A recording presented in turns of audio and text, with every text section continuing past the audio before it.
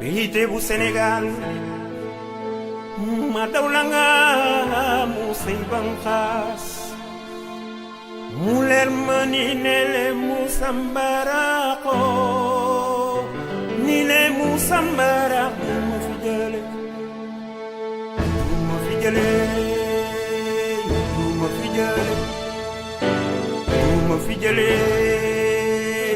mafijale ndax yow say reen dañoo jam pays de Sénégal pays de Sénégal pays de Sénégal ma dawlanga mu say banqaas mu leer ma ni nele mu sambarako nile mu sambarako mafijale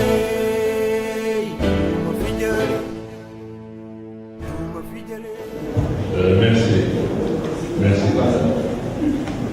Donc, sans plus tarder, je crois que nous avons déjà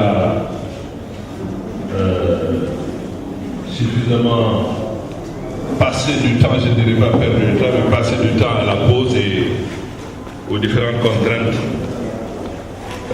normales. Je voudrais sans plus tarder donc donner la parole au camarade secrétaire général du PIT que je n'ai pas besoin de présenter contrairement à l'annonce de Moussa. Je voudrais justement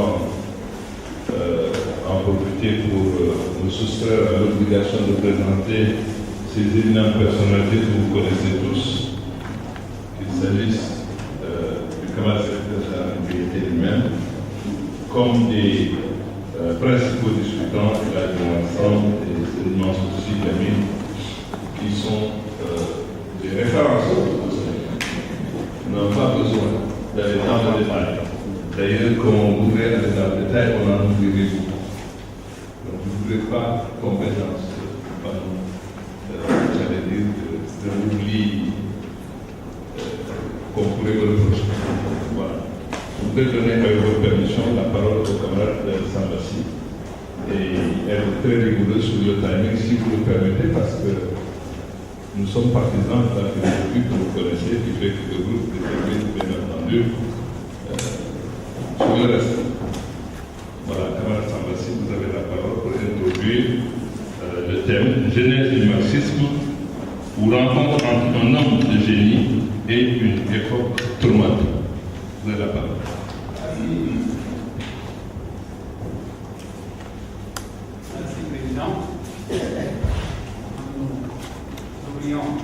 La séance, dire de nouveau que nous sommes très heureux d'accueillir toutes les personnes ici présentes pour réaliser avec elles, par-delà une heure de mémoire, une sorte de diagnostic de l'existence. La visée, c'est de mieux fonder nos choix des femmes et hommes de notre époque. En effet, qui ne voit que nous vivons sur une planète sur laquelle la plupart d'entre nous se sentent davantage exilés que citoyens. Qui ne constate que le mode de vie qui s'impose ou est imposé compromet chaque jour un peu plus non seulement l'existence de milliards d'hommes au quotidien, mais pire, contribuer progressivement à ravir leur part d'avenir aux générations futures. Enfin, et sans être possible. Qui donc ne se rend pas compte de cette contradiction de plus en plus nette, de jour en jour davantage inacceptable, entre l'accroissement des richesses et le creusement des inégalités. C'est-à-dire entre la réduction de jour en jour plus forte du nombre de possédants et l'accroissement chaque jour perceptible de la disette et de la misère du grand nombre. Dans un tel contexte, comment donc ne pas reprendre cette question programmatique. Sommes tous les hommes épris de justice, de liberté, d'égalité, de paix, de s'investir pour trouver ensemble les solutions les meilleures pour s'en sortir.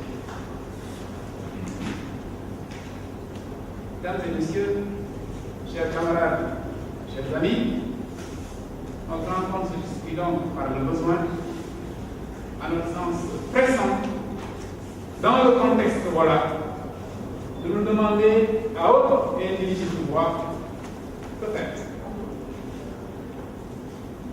Que faire n'est pas que la question de Vladimir Ulyanov ni Lénine. Que faire, c'est aussi la question qu'au cœur du XIXe siècle, Marx n'a pu éviter. Tellement la contradiction était flagrante entre les promesses et les possibilités dont l'époque était grosse. Et la réalité invisible que de très larges couches de population de pays d'Europe, mais aussi d'ailleurs vivent. De Marx, nous voulons vous parler en indiquant que l'homme de génie qu'il a été aussi quelque part quelqu'un qui a eu, si on veut dire, la main heureuse. Marx est bien le produit d'une époque tourmentée, mais à lui s'applique, à notre sens, à tout le moins parfaitement, la formule voulant que les philosophes ne naissent pas comme des champignons. Vous connaissez bien les champignons, cette plante étrange qui a le don d'être un peu partout.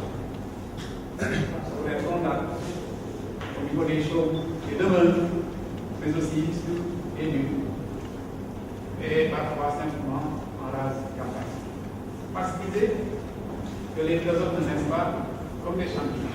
Cette formule, à mon sens, s'applique à lui. Pourquoi?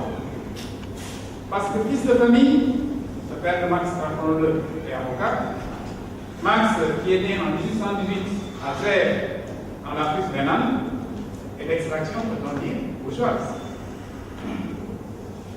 Il a fait des études de droit et acquis très rapidement le goût, la réflexion profonde, mais aussi le goût de la chose politique. Aussi, Karl Marx s'est battu de l'aisance familiale, de l'épargne, du racial, précisément parce qu'il pensait aux intérêts supérieurs de l'humanité. Il avait à cœur l'avènement des progrès et libertés en Allemagne notamment. Rien de surprenant dès lors au constat de Karl Marx embrassant la carrière de journaliste. Et vous saviez, mesdames et messieurs les journalistes, Marx fut journaliste.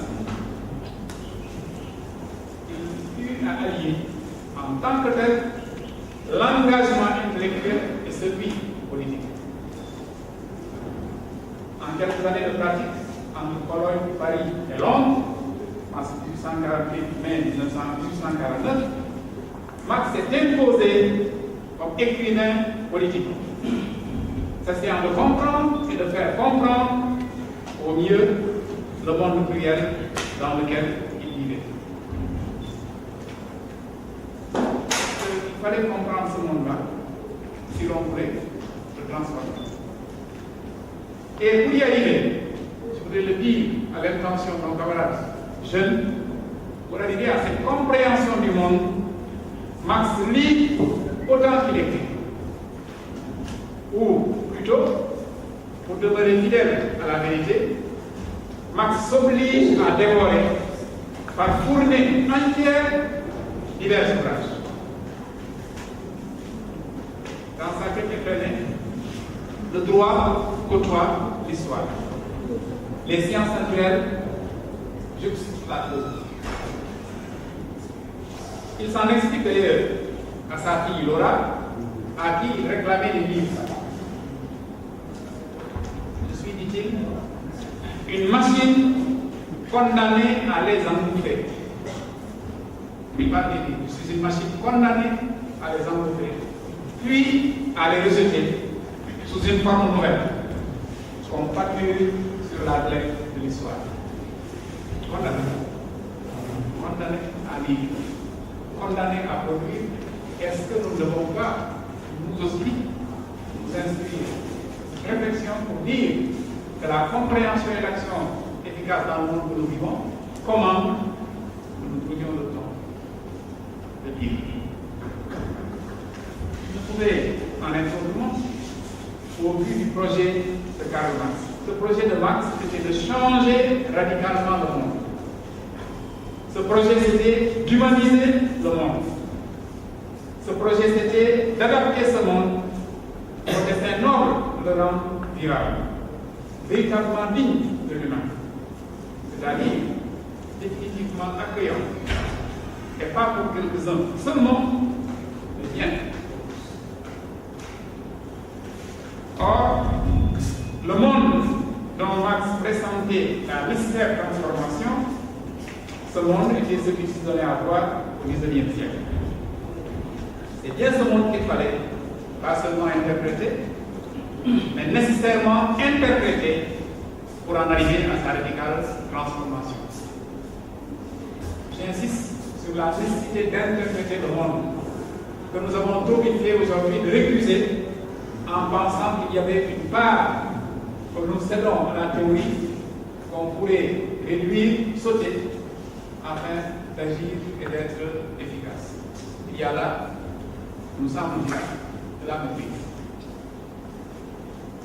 Mesdames et messieurs, chers camarades, nous devions être capables, au cœur du XXIe siècle, même en lutte avec les complexes contradictions de notre époque, nous devions être capables de nous replonger dans ce passé, celui de Marx, qui donne sens à notre présent. Précisément parce que quand au fond, notre époque est bien le produit, pas nécessairement prévisible, il est vrai, mais tout de même le produit du XIXe siècle. Un siècle cruel, un siècle ambivalent, silent. En effet, le mode capitaliste naissant a été un mode atypique,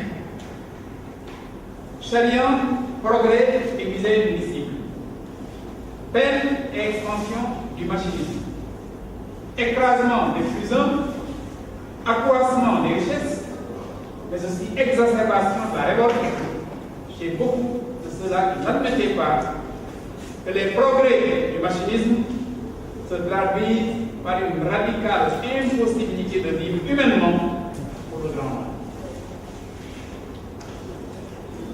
Le XIXe siècle, c'est bien l'expansion des fabriques, le développement du machinisme, l'époque ayant vu la venue au monde de ce monstre que Marx appelle Briaré aux 1000 bras. On nous renvoie au livre Capital, Briaré aux 1000 bras. À cet égard, il nous suffit, me semble-t-il, de tendre l'oreille pour entendre le cliquetis des mécaniques gigantesques des fabriques d'alors. Il nous suffit de fermer les yeux pour sentir la chaleur insupportable des usines d'alors. Et peut-être pour éprouver par tout notre corps une partie de ce que devraient endurer les ouvriers à l'aube de l'expansion du système capitaliste. C'est-à-dire, à un moment où la lutte organisée des travailleurs n'avait pas infléchi ni normé les habitudes. Outrance, à côté d'un système dont le vecteur fut, dont le vecteur est, hier comme aujourd'hui, le profit à tout prix, le profit à tout prix, le profit à tout bas. Marx, qui a le sens de la formule, indique, là encore c'est le livre, je ne m'abuse, que l'accord signé entre l'employeur capitaliste et son employé ouvrier, le dernier nommé ouvrier, n'entre dans la fabrique qu'en donnant l'air par la misère et l'affliction de sa posture révélée de quelqu'un qui, ayant vendu sa peau, ne s'attendrait qu'à une seule et unique chose, être tanné.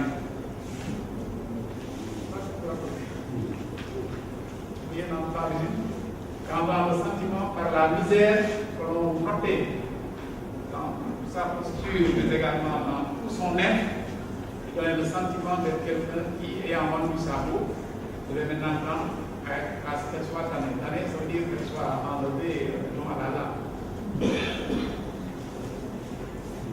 À dire vrai, les moyens de production et d'échange qui ont servi de socle à la naissance de la bourgeoisie et du système capitaliste, comme nous savons, la société féodale.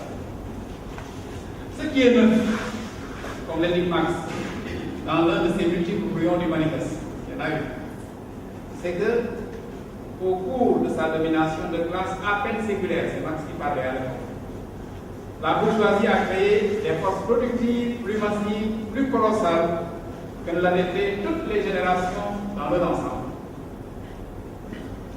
Asservissement des forces de la nature, machinisme, application de la chimie à l'industrie et à l'agriculture, navigation à vapeur, chemin de fer, télégraphe électrique, défrichement de continents entiers, canalisation des rivières, population entière surgit des sols. Quel siècle antérieur pourrait soupçonner que de pareilles forces politiques sommeillaient au sein du travail social. Or, Marx est court de colère quand il constate que ce travail social, créateur d'une richesse en accroissement exponentiel, qu'un tel travail d'homme afflige chaque jour qui passe un nombre plus consistant d'individus humains. Le capitalisme à l'endroit ne crée pas que le prolétariat. Il le blessure, l'exploite, le dépossède toujours et davantage parce que sa viabilité, je parle de la viabilité du capitalisme, en est. Ce n'est pas que le capitalisme soit en soi méchant, mais est dans l'esprit du système, le procédé de la sorte de marché terrestre. Marx dit dans le manifeste, je cite, le développement de l'industrie n'a pas pour seul effet d'accroître le prolétariat, mais aussi de l'agglomérer en masse de plus en plus compacte. Le prolétariat sans alors sa force grandir. Les intérêts et les situations se nivellent de plus en plus en son sein. À mesure que le machinisme efface les différences de travail et ramène presque partout le salaire à un niveau également bas. La concurrence accrue des bourgeois entre eux, les crises commerciales qui en découlent, rendent le salaire des ouvriers de plus en plus instable. De moins en moins instable. Ils sont bas, ils sont nivelés. Le perfectionnement incessant et toujours plus poussé du machinisme rend leurs conditions de plus en plus précaires. Les outils de production se modernisant, on a progressivement davantage moins besoin d'eux. Les heurts individuels entre les ouvriers et les bourgeois prennent de plus en plus la forme de collision entre deux classes. C'est toujours Marx qui parle. Il ajoute bientôt les ouvriers cessés à des coalitions contre les bourgeois. Ils se regroupent pour défendre leur salaire. Ils vont jusqu'à fonder des associations durables pour constituer des provisions en vue des révoltes éventuelles. Constituer des provisions.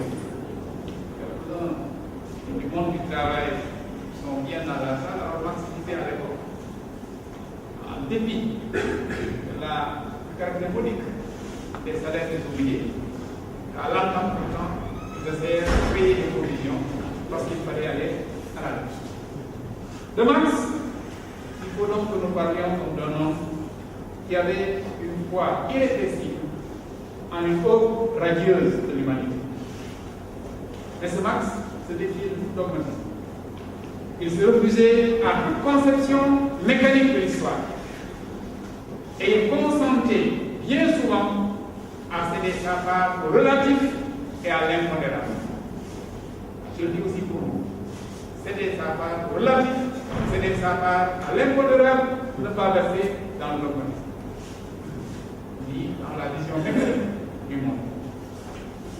Marx était néanmoins convaincu que la veine majeure de ce qui se jouait prendrait une forme fatalement positive pour le grand monde, pour pour les opprimés, n'ayant quand au fond rien à faire.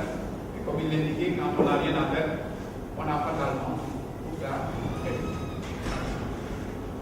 C'est probablement d'ailleurs une telle conviction, chevillée le plus intimement en son être, qui permettra à Max de supporter les actes de sa vie personnelle et familiale. Nous le savons, Max ne fut jamais riche. Il vécut richement.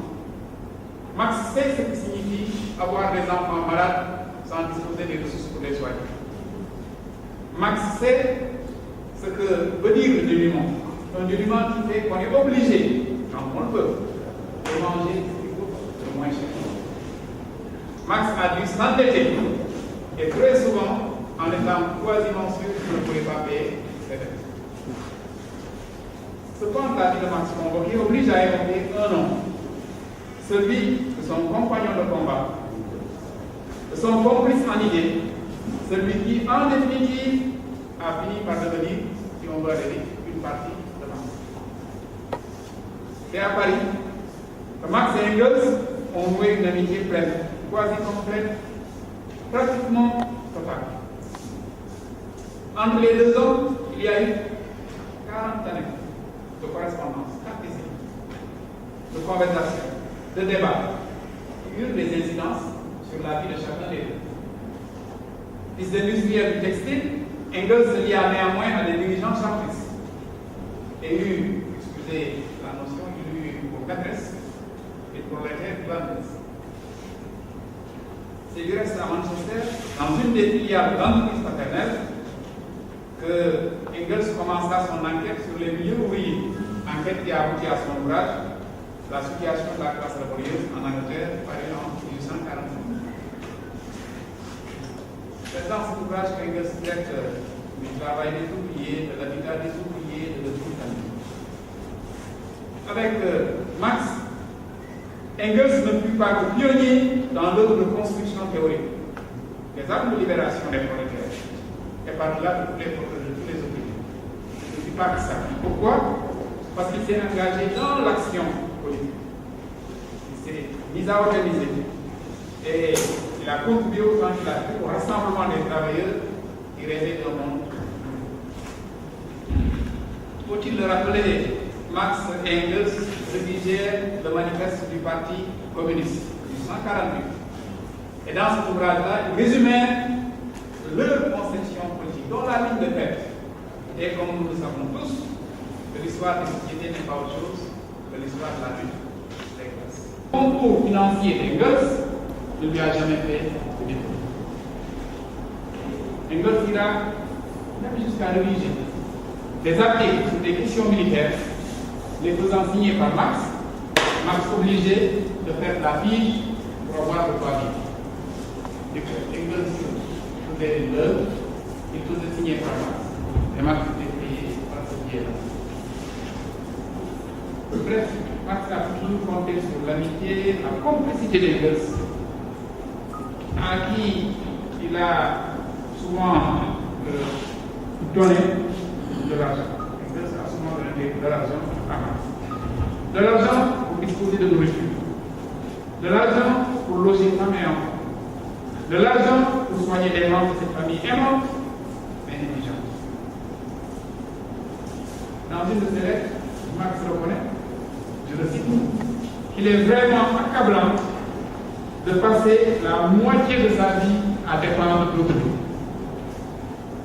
La seule chance que nous soutient, de Max dit, c'est que nous sommes tous les deux associés d'une même entreprise.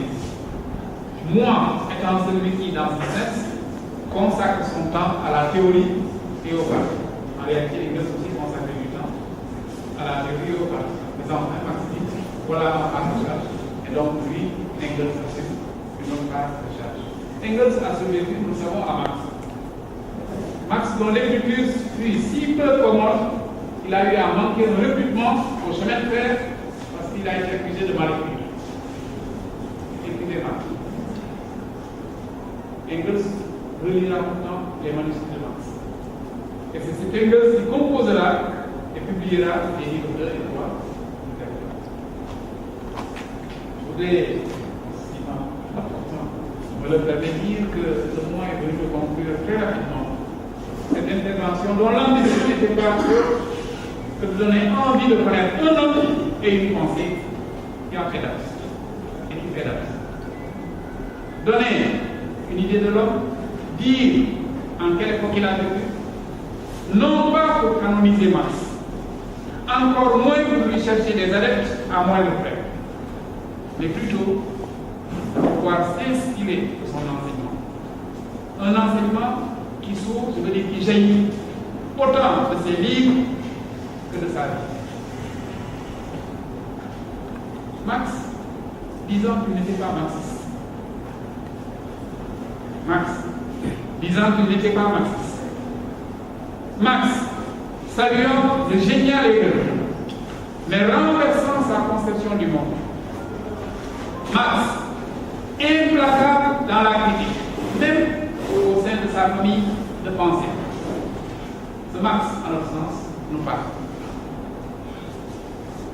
Il nous invite à chercher, à lire et à lire encore, y compris les cahiers de maîtres éminents.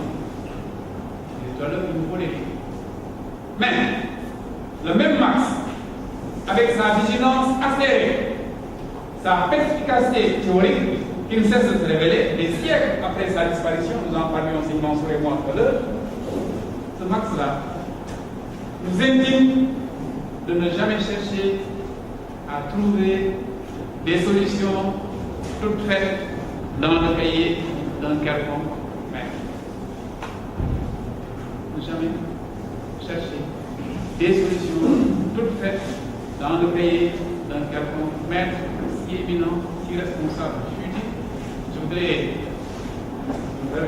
dire un dernier mot parce que j'ai évoqué la notion de maître et par bonheur j'en ai un en face de moi. Un de mes maîtres est dans cette salle, j'ai fait une classe. Il est là devant moi. Depuis au lycée Ferrer, c'est comme ça que ça s'appelait, l'un de mes maîtres. Je veux nommer, je ne veux pas honorable, Samba Dioulé Thiam.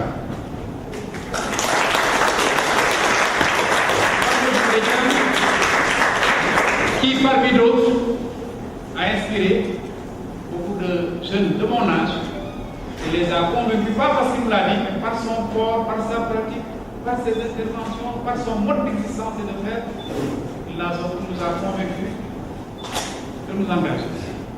Il n'a jamais eu à nous dire, mais en tout cas, moi, je puis attester, mais je ne le dis pas parce qu'il est là, je ne dis pas où il n'était pas, il fait partie de cela qui ont fait que j'ai choisi, il y a maintenant bientôt 40 ans, de s'engager au sein de ce qu'on appelle de nos jours partie de l'indépendance et du travail. Chers maîtres, mesdames et messieurs, chers camarades, merci.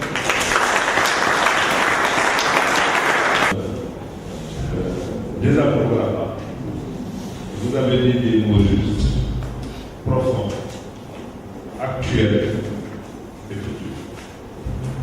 Je ne voudrais pas faire quelques commentaires, que ça soit, je pense que sont encore loin du vote. Je voudrais, je ne sais pas dans quel ordre, passer la parole aux principaux discutants. Si je suis l'ordre qui m'est donné là dans le papier, je voudrais donner la parole à Yad Marsan d'abord. Bien sûr, si la salle est seulement sous myotorise, avant de rappeler à tous ceux qu'ils ont, je serai probablement moins indulgent avec eux, dans les seulement 15 minutes. Je ne sais pas si j'ai la parole là.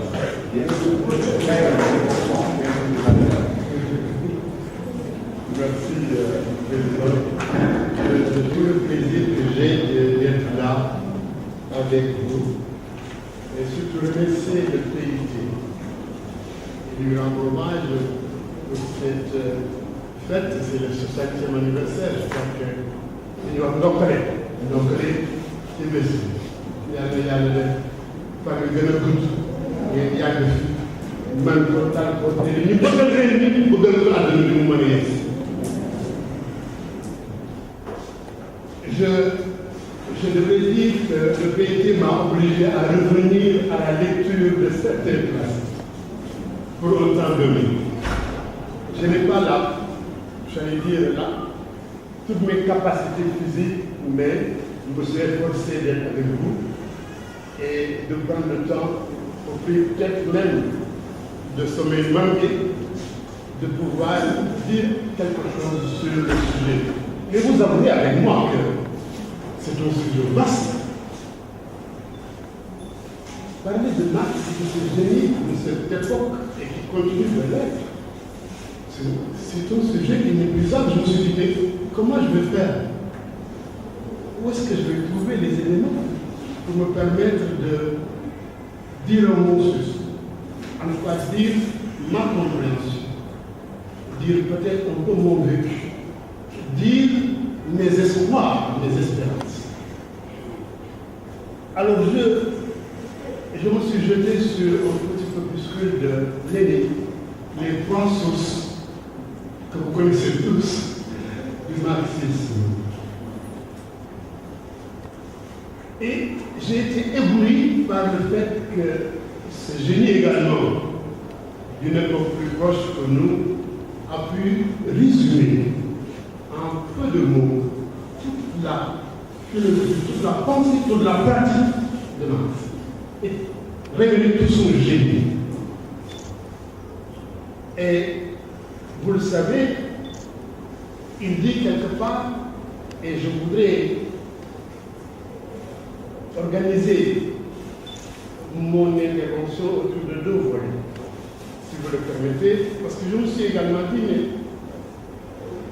est-ce que cela peut nous servir beaucoup mieux de parler du génie de Marx, qui serait peut-être une restitution, ou d'articuler cela à ce qu'il peut éclairer notre vécu, pour nous permettre, nous également, de le transformer. Et j'ai retenu cet élément génie, et ensuite peut-être être marxiste, parce que je me suis logé un peu dans la thématique globale. Et j'avoue que c'est après coup que je me suis rendu compte qu'il y a un sous-thème, le génie. Bon, mais vous me pardonnerez cette, j'allais dire, cette audace, ou ce travers de l'artiste, qui aime toujours déconstruire et recréer. Alors, Lénine dit dans ce petit ouvrage que Marx a ceci de génial qu'il a répondu aux questions que l'humanité avancée avait déjà soulevées. Sa doctrine naît comme la continuation directe et immédiate des doctrines des représentants les plus éminents de la philosophie, de l'économie politique et du socialisme. Voilà décliner les trois sources. Et moi, je me suis dit que la puissance véritablement de cette doctrine réside dans sa justesse, dans sa capacité à traduire la réalité pour permettre sa transformation progressive pour le bien de l'humanité. C'est ça que j'ai dit, fondamental. Et Lénine continue, cette doctrine donne aux hommes une conception cohérente du monde inconciliable avec toute superstition, avec toute réaction, avec toute défense de l'oppression bourgeoise. Elle est le successeur légitime de tout ce que l'humanité a créé de meilleur au XIXe siècle. Le temps, peut-être on pourrait dire l'espace, on y reviendra, mais c'est important. La philosophie allemande, l'économie politique anglaise et le socialisme français. En disant ça, je vous apprendrai, je suis persuadé que vous tous avez lu ce petit ouvrage et vous gardez encore des souvenirs ardents de ce que vous a communiqué. Et c'est à ces trois sources, ces trois parties constitutives qu'on voit le marxisme. Autrement dit, le même Marx ne naît pas de rien ex nihilo. Il est le produit et il est la synthèse de différentes connaissances qu'il a eu à acquérir, qu'il a eu à comprendre et qu'il a eu à utiliser pour comprendre son monde, son époque et participer à sa transformation. Je crois que cela résume de manière claire toute l'option dégagée tout à l'heure, toute l'optique et la posture que être marxiste, c'est être adogmatique. Adogmatique. Le marxisme, c'est un guide pour l'action. Ce n'est pas un dogme, ce n'est pas le Coran, ce n'est pas la Bible. Malheureusement, au de nos mots, nous, marxistes sénégalais, nous voulons marxistes, c'est d'avoir compris autrement le marxisme et d'être tombé peut-être dans certains travers nous y reviendrons. C'est le temps de le permettre parce que j'ai un souvenir à côté qui déjà a brandi le bâton et qui a appelé votre vigilance pour que lorsque je serai dans un autre temps que celui qu'il m'a imparti, il s'abattra sur nous. C'est pas vous. Avec votre complicité, certainement, parce que vous l'avez assez. Alors, mais il faut y ajouter, outre ce génie autour de ces questions de connaissance, de compréhension, d'enquête, de recherche et de transformation, nous, on doit l'engagement. Mais l'engagement politique, l'engagement militant, vous n'en avez pas. Qui traduit quoi? Une adhésion à une conception, une adhésion à une philosophie, la liaison entre la théorie et la pratique. Exemple excellent, lumineux, vivant de ce que nous devons être. Lier la théorie à la pratique. Il n'existe pas pour Marx un grand intellectuel qui, de sa tour d'ivoire, puisse transformer le monde. Comme il dit, il suffit plus de comprendre, il faut plonger pour transformer son monde. Mouiller les maillots, mais se salir les mains. Regardez bien autour de vous. Il n'est pas donné à tous les intellectuels d'avoir cette posture. Et la philosophie allemande, vous le savez, tourne autour tout ce qu'il a acquis du matérialisme, qui est la philosophie du marxisme. Je n'ai pas besoin de développer toute l'histoire de l'Europe du XVIIe siècle. Vous vous rappelez, les encyclopédistes en France, etc. Et les Feuerbach, en Allemagne, les Hegel, etc. Il a pris tout ça. Il a pris tout ça, il a appris comme disait l'autre, et il a effectivement essayé de produire. Mais ce matérialisme, il ne va pas s'y arrêter du XVIIIe siècle, il va aller plus loin. Il s'enrichit des acquisitions de la philosophie classique allemande. Mais la principale de ces acquisitions, vous le savez tous, c'est la dialectique. Il n'est pas seulement matérialiste, mais il est matérialiste dialectique. On peut beaucoup dire sur ces questions. Chacune de ces questions mériterait d'être approfondie, d'être discutée, ça nous prendrait tout le temps. Et moi, c'est pourquoi j'ai quelques frustrations à dire certaines choses, parce qu'elles ne permettent pas le temps de nous permettre d'aller au fond des choses, pour qu'on partage beaucoup plus approfondi les questions. Parce qu'il est l'heure de ce partage, il est l'heure de cet approfondissement. Vous l'avez dit tout à l'heure. À l'actu de la dialectique, c'est pas arrêté à cela, il a développé encore en approfondissant. Et le matériel de philosophie le fait aboutir à son terme logique. Parce qu'il étendit le champ de la connaissance de la nature, la connaissance de la société humaine, de l'histoire, et quoi? Le matérialisme historique. Voilà l'appareil conceptuel qui est posé. Instrument de connaissance, outil d'analyse, de compréhension de son monde.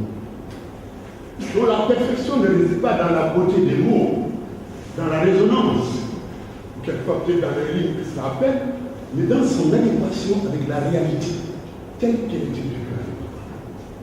Et des réponses aux questions que posait l'humanité.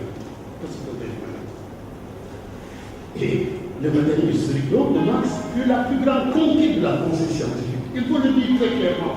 Toutes ces conquêtes de la connaissance ont été parce que les conditions historiques, le développement de la science, des techniques, etc., le permettaient. Et des révolutions sociales qui s'est déroulées, qui se sont déroulées et continuent à se dérouler. Vous le savez, jusqu'à 1940, il y a des révolutions. Et ça, c'est important à dire. Et jusqu'à la révolution allemande, 1940. Il y a là quelque chose qui doit nous interpeller et qui convoque notre capacité à comprendre que c'est les réalités objectives, concrètes, indépendantes de la volonté qui font naître les conditions permettant et de connaître, et de comprendre, et de transformer.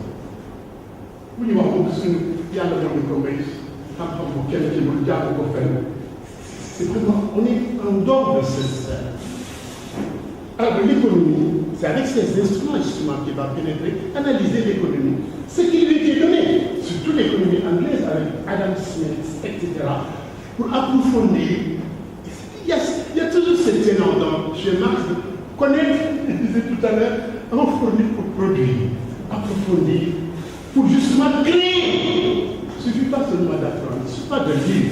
Il faut quand même que l'on ait cette capacité, et c'est ça qu'il avait, c'est ça son génie, de créer sur la base maintenant de connaissances scientifiques avérées, de réalités avérées, tangibles.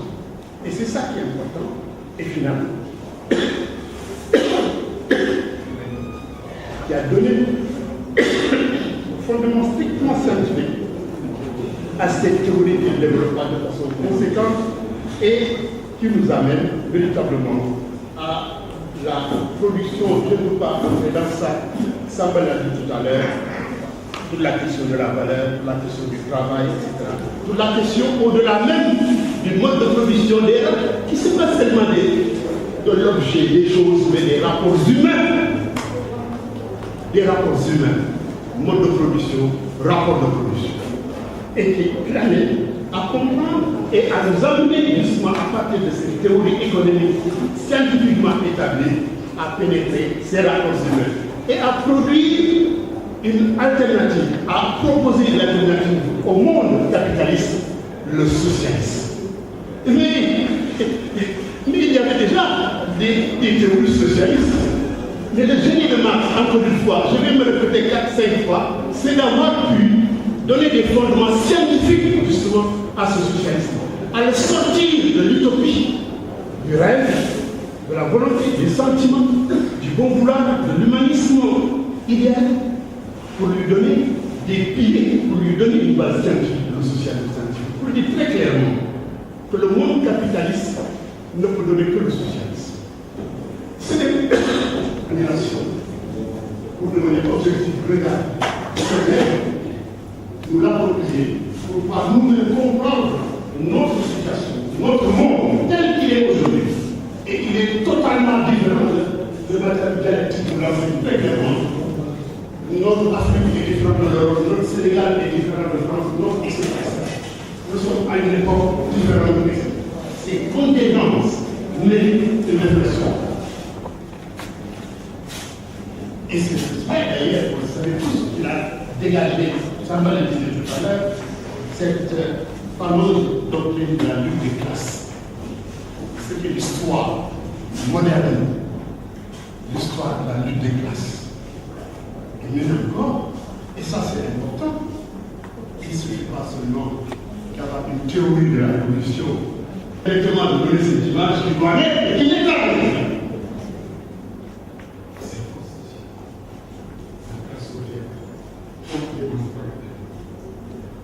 Et véritablement, Marx a donné un caractère scientifique au régime socialiste.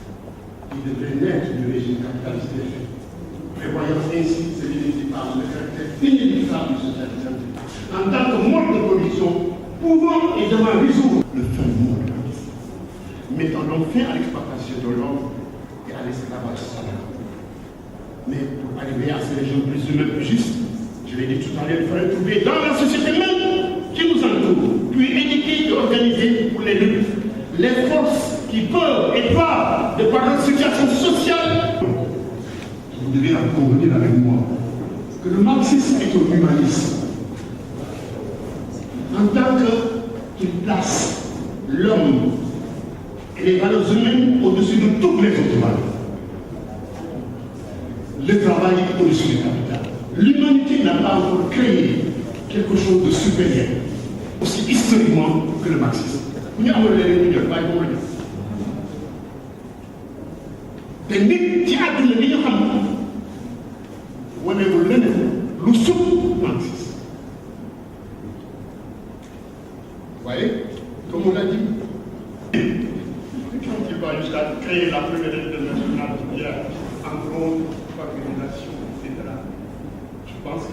suffit. Cette capacité de lire la criminalité, c'est génial. Nous devons en apprendre. De tout ce que nous faisons, c'est des leçons que nous laisse Marc. Je poursuis sur Adèle Aliter dans son ouvrage que vous connaissez, Hegel, Marx, Engels et les problèmes de l'Afrique du Nord. Il nous demande de changer de problématique et d'étudier l'histoire africaine dans son évolution interne parce qu'il se défie lui de l'européen centrisme.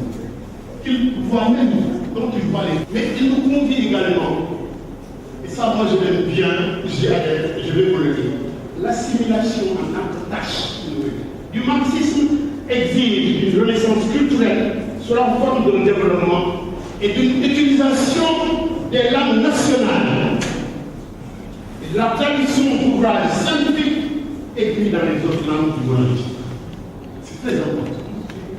Lié théorie pratique, lié avant-garde de masse, lié entre les forces sociales qui doivent porter la politique et l'avant-garde, c'est fondamental et incontournable de l'esprit. Je convie à ça, comme on me dit convie.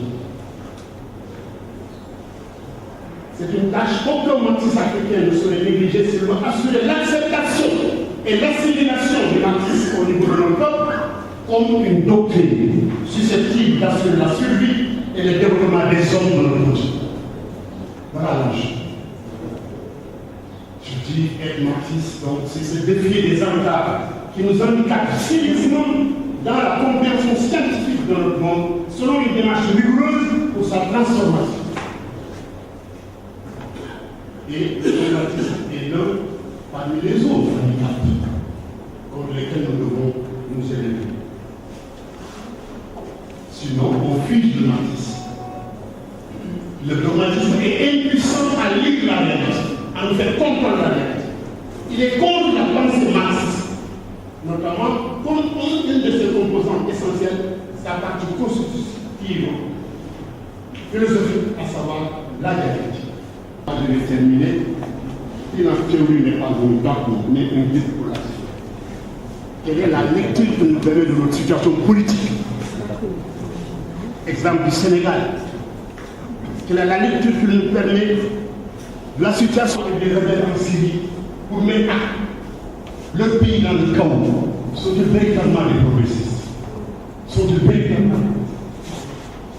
Ce qui, parce que moment de la pays aurait été dictateur. Comment nous interroger sur ce qui est en train de faire le parti chaviste, malgré les difficultés économiques et sociales? Devons-nous l'abandonner ou devons-nous le soutenir? Qu'est-ce qu'on fait du pays du Brésil avec tout ce qui s'est passé? Devons-nous le soutenir via du dogmatisme, du sectarisme, du subjectivisme, du volontarisme? Et tout cela nous ramène à la pensée marxiste. Je m'en arrête là, je m'excuse. Merci beaucoup. Merci pour cette riche contribution.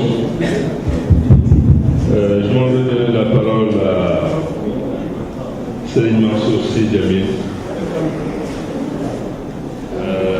qui, je le sais,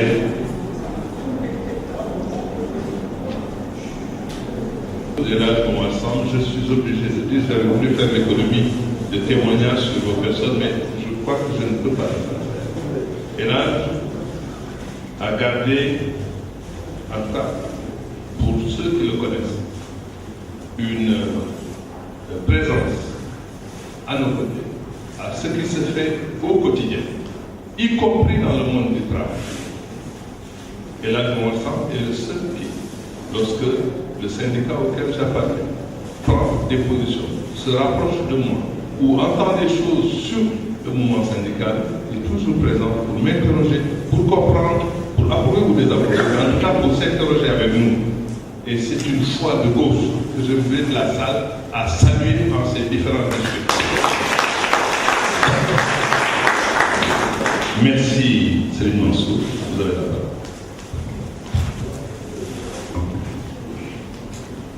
Merci, Monsieur le Président. Il sera extrêmement difficile de prendre la parole après Monsieur le Ministre Ambassi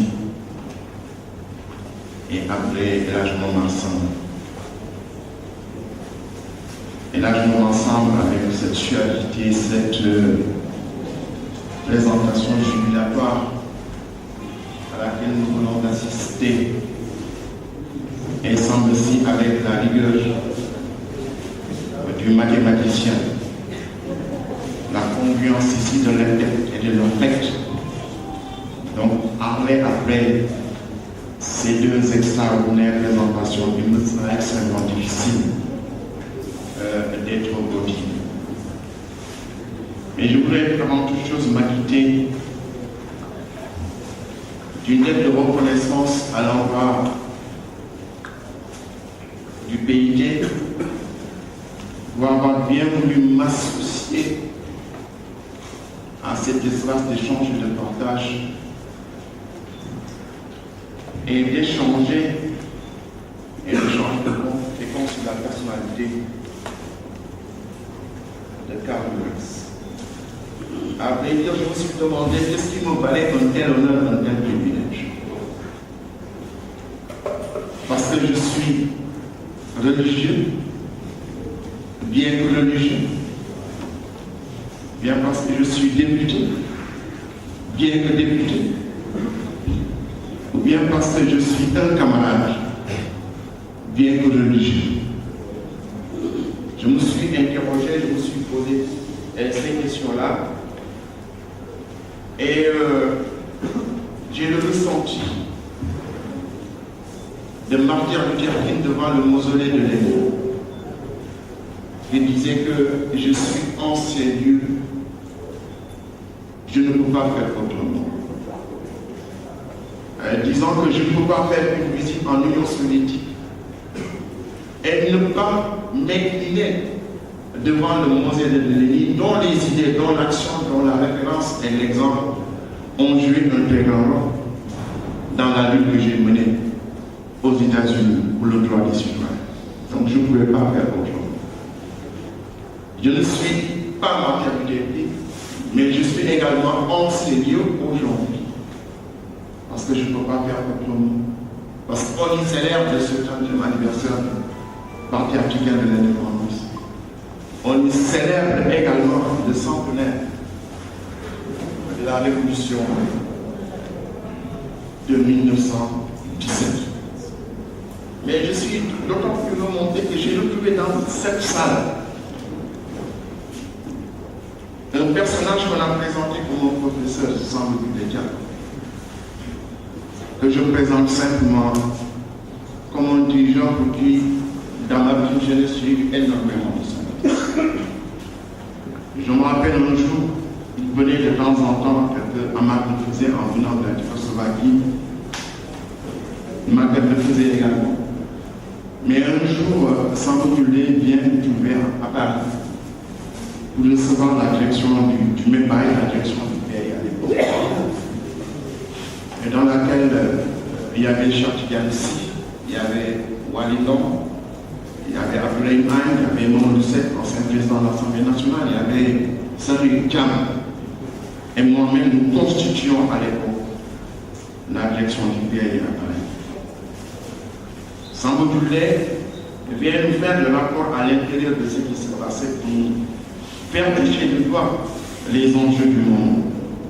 Et dans sa présentation, nous avions souligné une camarade qui était, on était à l'époque dans la clandestinité, une camarade qui était avec nous, qui en rentrant au Sénégal a été épousée par un général de l'armée. Et nous attirions son attention que bien qu'étant camarade, elle est maintenant dans d'autres rivages et il était question de faire attention. Et il allait sortir cette phrase en disant que les femmes épousent les hommes en les épousant, épousent également leurs filles. Moi j'étais dans d'autres considérations. Je n'étais pas d'accord avec ce qu'il disait, mais à l'époque c'était un mot sacré, un demi-dieu. Jeune militant, je n'osais pas lui porter la contradiction. Alors que dans ma cellule du Parti communiste de la rue Romain-Guy, du 19e arrondissement. C'était ma cellule de quartier. Je venais de vivre une expérience qui était à l'encontre de ce que lui il disait. Nous avions un jeune communiste, de père communiste, de mère communiste, de grand-père, arrière-grand-père communiste, une fille qui sortait d'un membre de l'EPEN, qui était du Front National. Et la jeunesse communiste est venue poser le problème par les noms de secours. Il fallait que la fille abandonne ce gars qui était un extrême droite, qui n'était pas compatible. Et cette fille à l'époque a eu cette réaction en disant que parti du mon touch sur yo, why mon touch sur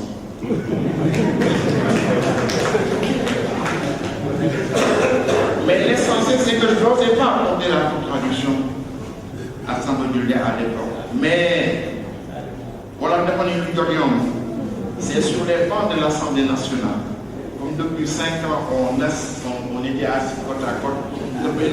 En ce moment-là, il y a 40 ans, donc c'est un grand honneur de le retrouver aujourd'hui. Et au moment où nous célébrons le centenaire de la Révolution,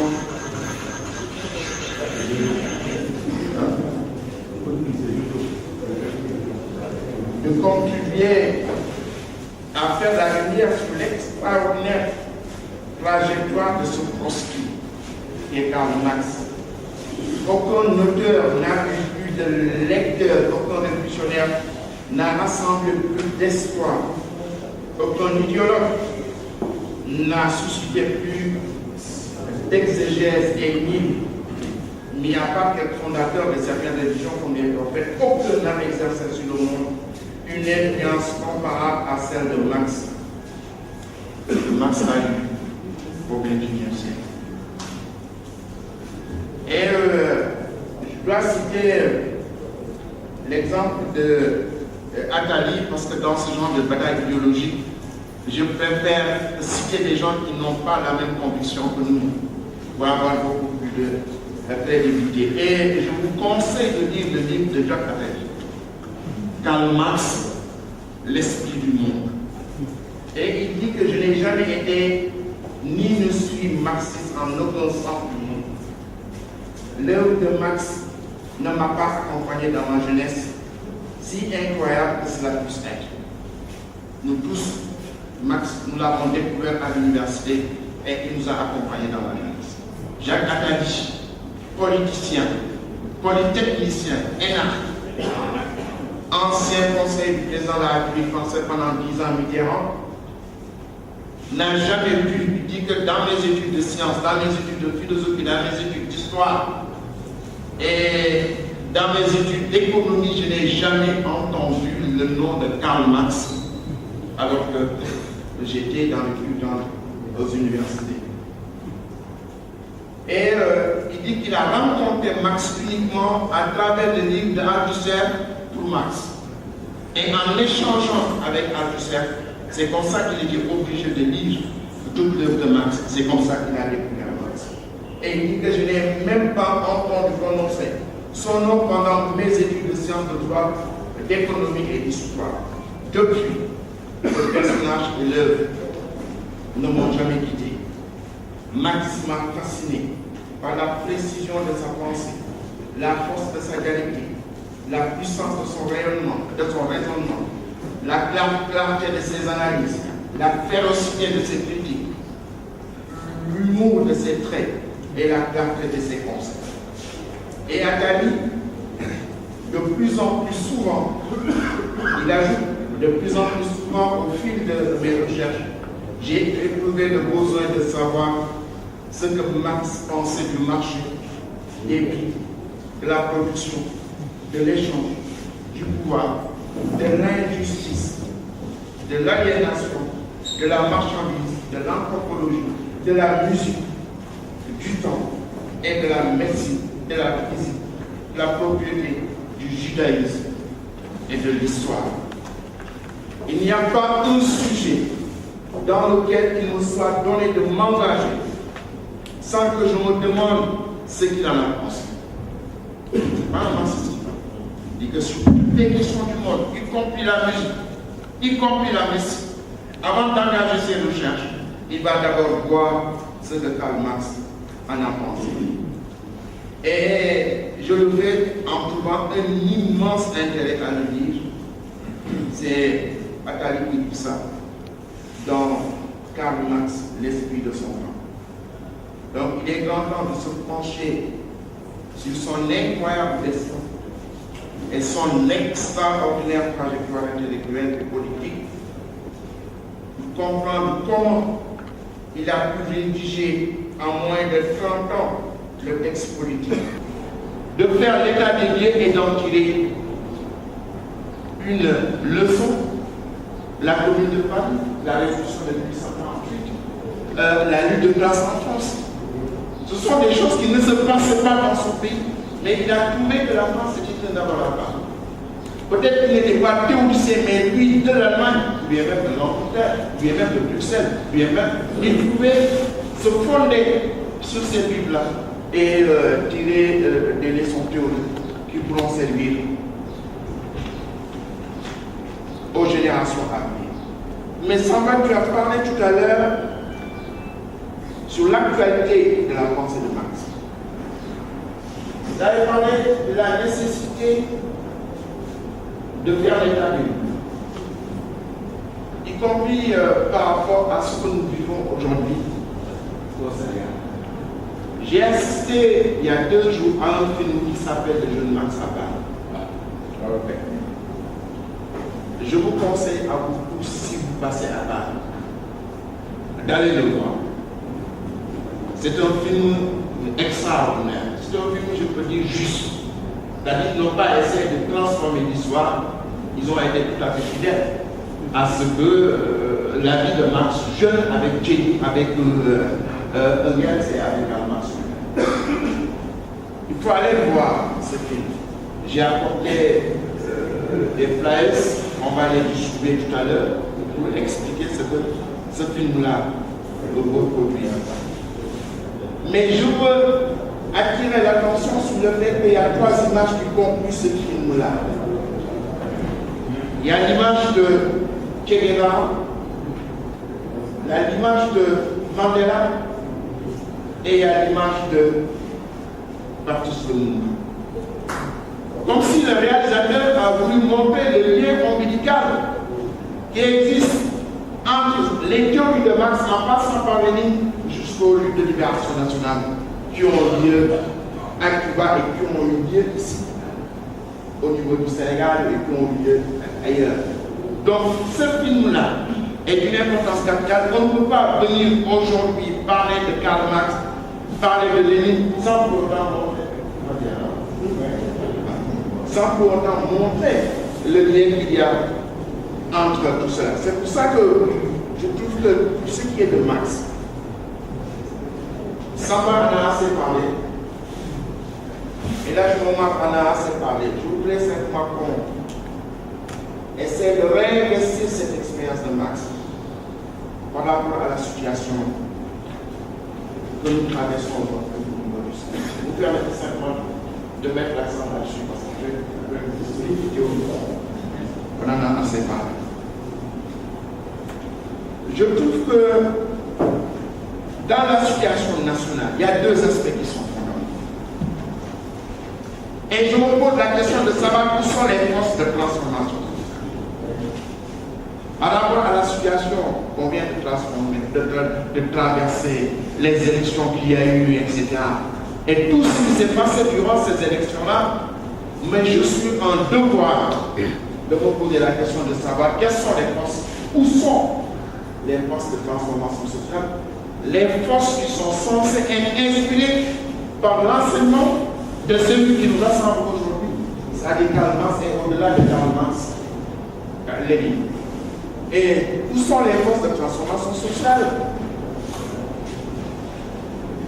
Je dis simplement que ces forces, ce qui s'est passé le 30 juillet, nécessite une réflexion, une réaction politique et réfléchie des forces de transformation sociale, dont certaines, malheureusement, tel que nos amis du PIT et de la LDPT n'ont pas réagi par rapport à cette situation.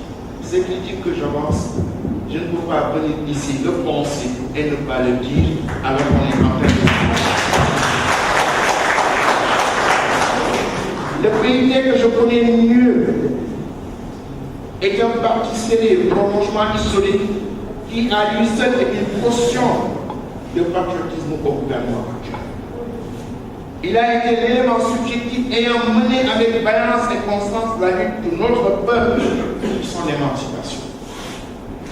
La révolution nationale et démocratique qui reposait en partie sur le soutien du camp socialiste représentait sa vision tactique et le socialisme, sa stratégie. Je peux comprendre qu'avec l'effondrement de ce camp et de lutte idéologique qu'il a créé, que les marxistes sénégalais aient été amenés à se réajuster pour reprendre l'expression caustique du feu Amady Ali. Se réajuster, lui, est égal à la nouvelle donne, mais pas au point d'y perdre son âme. On est loin, en effet, des temps où le rapport du comité central du deuxième congrès du PIT en 1984, écoutez bien ce que je suis en train de vous dire. En 1984, on se demandait comment assurer à l'avenir l'expression démocratique sans entrave du suffrage universel.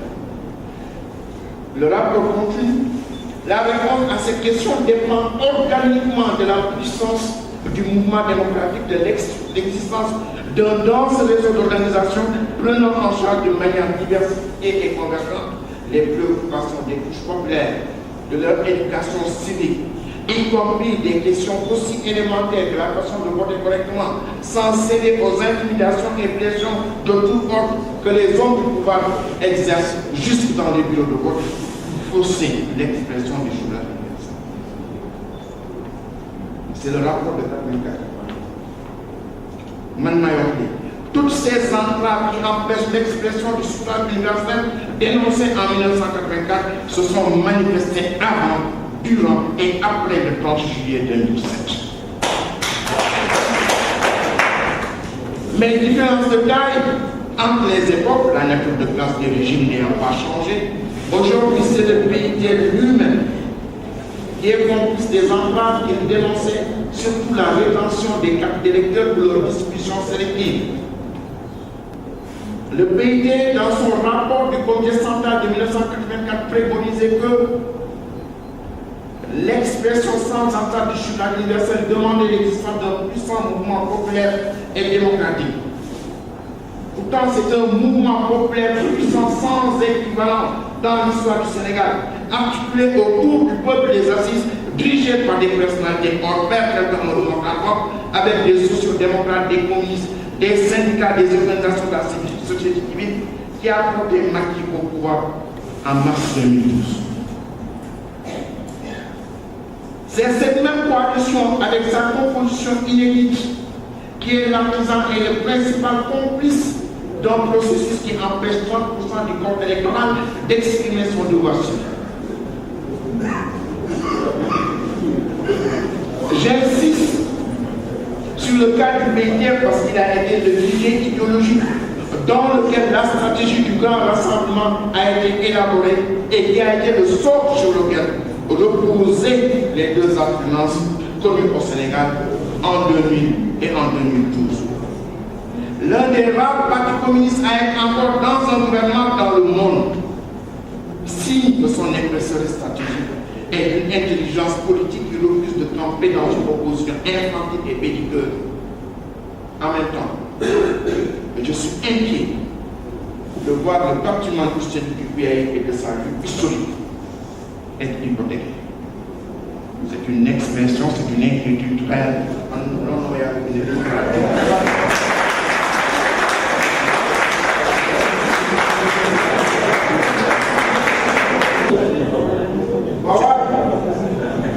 C'était pour provoquer la cette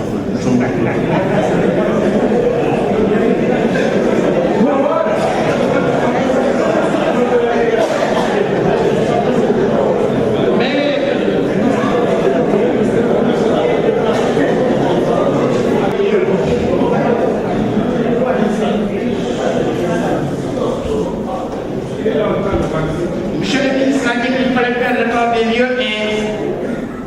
se fonder sur cet état des lieux pour ouvrir des perspectives d'avenir qui puissent bénéficier à notre peuple. Et aujourd'hui, après avoir parlé de la centralité des forces de transformation sociale, je veux aujourd'hui parler de la centralité de la question de la justice. La Ligue des communistes s'appelait la Ligue des justes. Donc il y avait la préoccupation de Marx et de Engels et des Proudhon. Dès le début, il y avait l'idée de justice. Il est préoccupé. C'est après qu'ils ont changé le nom de la Ligue et la Ligue des communistes. Mais la question de la justice est toujours là. Je vais résumer. Je dis ça. La centralité aujourd'hui de la question au Sénégal, c'est la justice. Ils sont au début et à la fin du processus électoral. Quand Macky a appelé pour le dialogue, je suis interrogé directement, j'ai dit qu'il fallait se pencher sur le processus électoral et sur la gestion de nos ressources minières et de nos ressources énergétiques. Et aujourd'hui, la centralité de cette question est posée au moment de la démission du président du Conseil constitutionnel et de l'assassinat, quelques jours après de son vice-président, même adressé au cours des élections présidentielles de 1992. Ce qui a semé un trouble grave dans l'opinion et laissera des traces profondes. C'est dire que cette question, qui peut prendre une tournure tragique, il convient de conjurer alors qu'il est encore temps. Il ne s'agit pas moins de la remise en cause de l'impartialité des juges. C'est toute l'institution judiciaire, si souvent suspectée de parti qui va en partie. Quand dans un pays, les critiques les plus acerbes de l'indépendance de la magistrature viennent des magistrats eux-mêmes au niveau le plus élevé, entraînant la décision des instances jugées par le président de la République lui-même pour déficit de transparence, cette justice-là perd toute la crédibilité. Et je voudrais à ce propos partager avec vous la réflexion d'un éminent avocat français, académicien de son État, Maurice Garçon, et je conclue là-dessus. Je conclue là-dessus. Je peux me permettre, en toute chose étant égale, par ailleurs, citer Maurice Garçon, le plus grand avocat français du XXe siècle, témoin de grands procès de collaboration, Laval de Pétain, de la Bernagère, qui s'en en jour et de l'attentat du Petit Clama, etc. Écoutez ce que dit Maurice Garçon. C'était en 1939. Et essayez de voir son actualité par rapport au Sénégal. Les politiciens sont abjects, c'est Maurice Garçon. Leurs intérêts électoraux ou d'argent, leurs intérêts électoraux ou d'argent leur font faire des ignominies. Pour les magistrats, c'est autre chose. La décoration et l'avancement en font des malades. Ils sont lâches, trembleurs, pusillanimeux. Ils ont peur de leur compte dès que se manifeste une intervention un peu puissante. Toutes les palinodies leur sont bonnes lorsqu'il s'agit de flatter le pouvoir. Le prétendu indépendance dont ils parlent est une plaisanterie. Plus ils gravissent des échelons déshonneurs, plus ils sont sérieux. Et pour faire la grande carrière, il faut avoir accumulé tant de platitudes qu'on peut dire que leur bassesse est proportionnelle à leur élévation. Voilà pourquoi Paris est pire que tout. Est-ce qu'aujourd'hui on pourra dire que Dakar est pire que tout? Pour arriver là, il faut avoir tant de fois coupé les chines et servi des maîtres d'immersion que toute moralité est absente.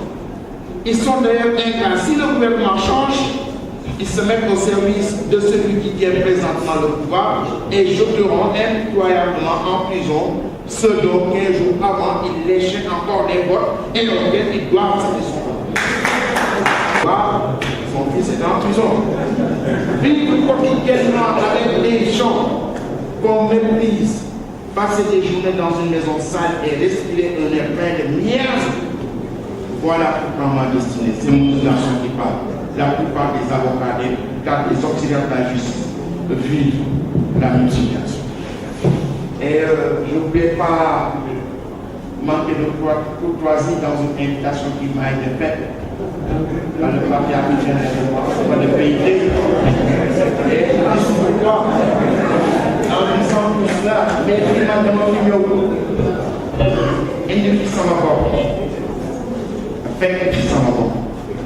il y a beaucoup de gens qui me disent à cette partie-là. Et dans l'écrasante majorité de l'autre côté, je suis d'accord. Mais quand je ne suis pas d'accord, je dis que je ne suis pas d'accord. Merci.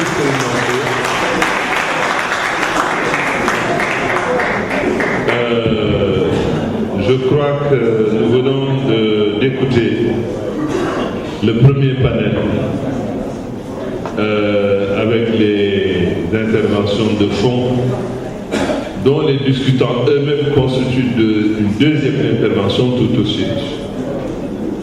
Je ne vais pas me risquer à résumer quoi que ce soit. Je voudrais d'abord, avec votre permission, limiter le nombre d'interventions et la durée de ces interventions pour pouvoir passer au deuxième panel avant le repas. Ce que je voudrais dire au-delà de ça, c'est ce qu'explique d'ailleurs que beaucoup de camarades veulent s'inscrire. Nous ne pouvons pas utiliser les questions de fond que Seigneur Mansour Sy Djamil a posées ici. 2 minutes ne suffisent pas. Parce qu'il nous a créé, en tout cas, une situation de remise en cause, de discussion par rapport à des positions fondamentales de notre lutte au plan tactique et au plan stratégique. Donc en 2 minutes, on ne peut pas utiliser le champ que tu as ouvert. Mais je vais commencer d'abord par le commencement. Est-ce aujourd'hui, à part, je te remercie de l'allusion que tu as faite au film de Raoul Peck. J'ai été à la conférence de presse de Raoul Peck à Berlin, au festival du film de Berlin, où il a présenté le jeune Marx. Je lui ai posé la question, quelle est l'actualité de l'intérêt du jeune Marx? Il est allé dans le même sens que toi, en allant beaucoup plus loin. Marx est indépassable aujourd'hui. Donc c'est un film que je recommande à tout le monde. Et j'en profite pour dire, et c'est ça mon intervention, vous en avez parlé, la classe ouvrière, mais l'intelligentsia qui vient au Marx. On n'a pas beaucoup parlé, si c'est de l'allusion à Raoul Peck. On oublie souvent que dans les lettres, c'est-à-dire ce qui constitue aujourd'hui les pensées qui tournent autour de l'activité humaine dans toutes ces manifestations, y compris culturelles. C'est Picasso qui disait, je suis venu au Parti communiste, on va à la source. C'est une dimension fondamentale du Marx qui fait que des larges couches de l'intelligentsia dans le monde entier adhèrent au marxisme à partir de positions de classe. Cela étant, je fais quand même un clin d'œil à la position de Seigneur Mansour Sy Djamil. C'est vrai que 1984 a été une période charnière dans la réflexion du marxisme. Mais à tirer des conclusions aussi hâtives par rapport à la ligne de large rassemblement qui prend en compte l'ensemble des contradictions qui affectent les sociétés humaines, dont la nôtre. Je crois que c'est à l'épreuve en besoin. Je n'ai pas le temps de le développer, nous allons faire l'occasion de le faire. Merci. Le marxisme n'est pas un dogme. Le marxisme est un guide pour l'action. Mais pour l'action de qui? Et pour qui? C'est pour l'action des forces révolutionnaires qui ont accepté la vision de Marx. Et pour qui? Fondamentalement, pour la classe des travailleurs, la classe prolétaire. Voilà pourquoi, quand M. Serigne Djamil nous demande le 30 juillet où étaient les forces de transformation sociale, la question que je vous pose, c'est est-ce qu'il sait en définitive ce que c'est cette force de transformation sociale? Parce que c'est pour nous, pour les marxistes, la force de transformation sociale existe au Sénégal et c'est la classe ouvrière. C'est dans cette force, et le 30 juillet, elle est là. Donc, je me demandais où elle est. Je me demande, est-ce qu'on ne confond pas un parti politique qui prétend vouloir servir les forces de transformation sociale, est-ce qu'ils ne les font pas pour dire que c'est ce parti politique qui constitue la force de transformation sociale? Et là, voilà pourquoi, je termine une phrase, voilà pourquoi j'attire l'attention de ne pas confondre le Parti communiste est un parti pour l'avant-garde. Et ceux qui créent le parti artisan, nous sommes le parti d'avant-garde. Merci. Il n'y a pas de parti d'avant-garde pour nous. Nous sommes un parti pour l'avant-garde. Merci. C'est clair. Merci. Je suis envahi par une abondance d'oxygène, autrement dit de vie. Merci de réhabiliter l'incontournable marxisme-léninisme. Nous sommes d'actualité et nous sommes interpellés.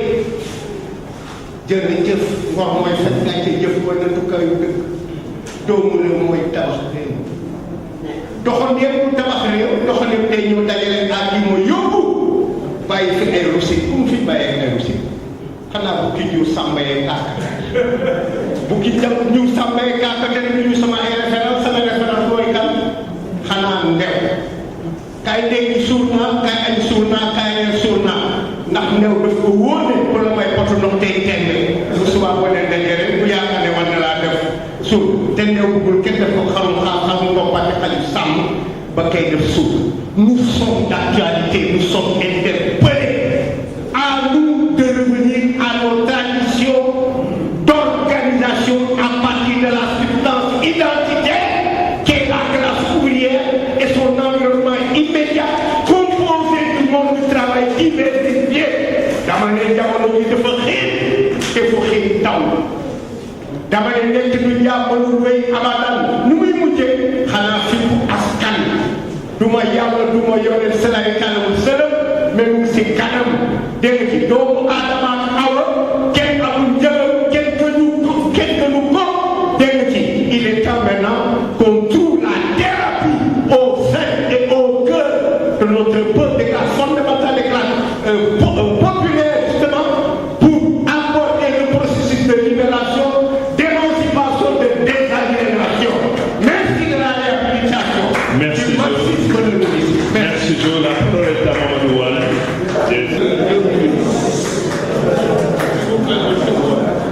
Moi, je dis que le camarade Seydi Djamil, Mansour Seydi Djamil, a posé des actes de fondation de la gauche historique. Les actes de refondation de la gauche historique ont été posés par Moustapha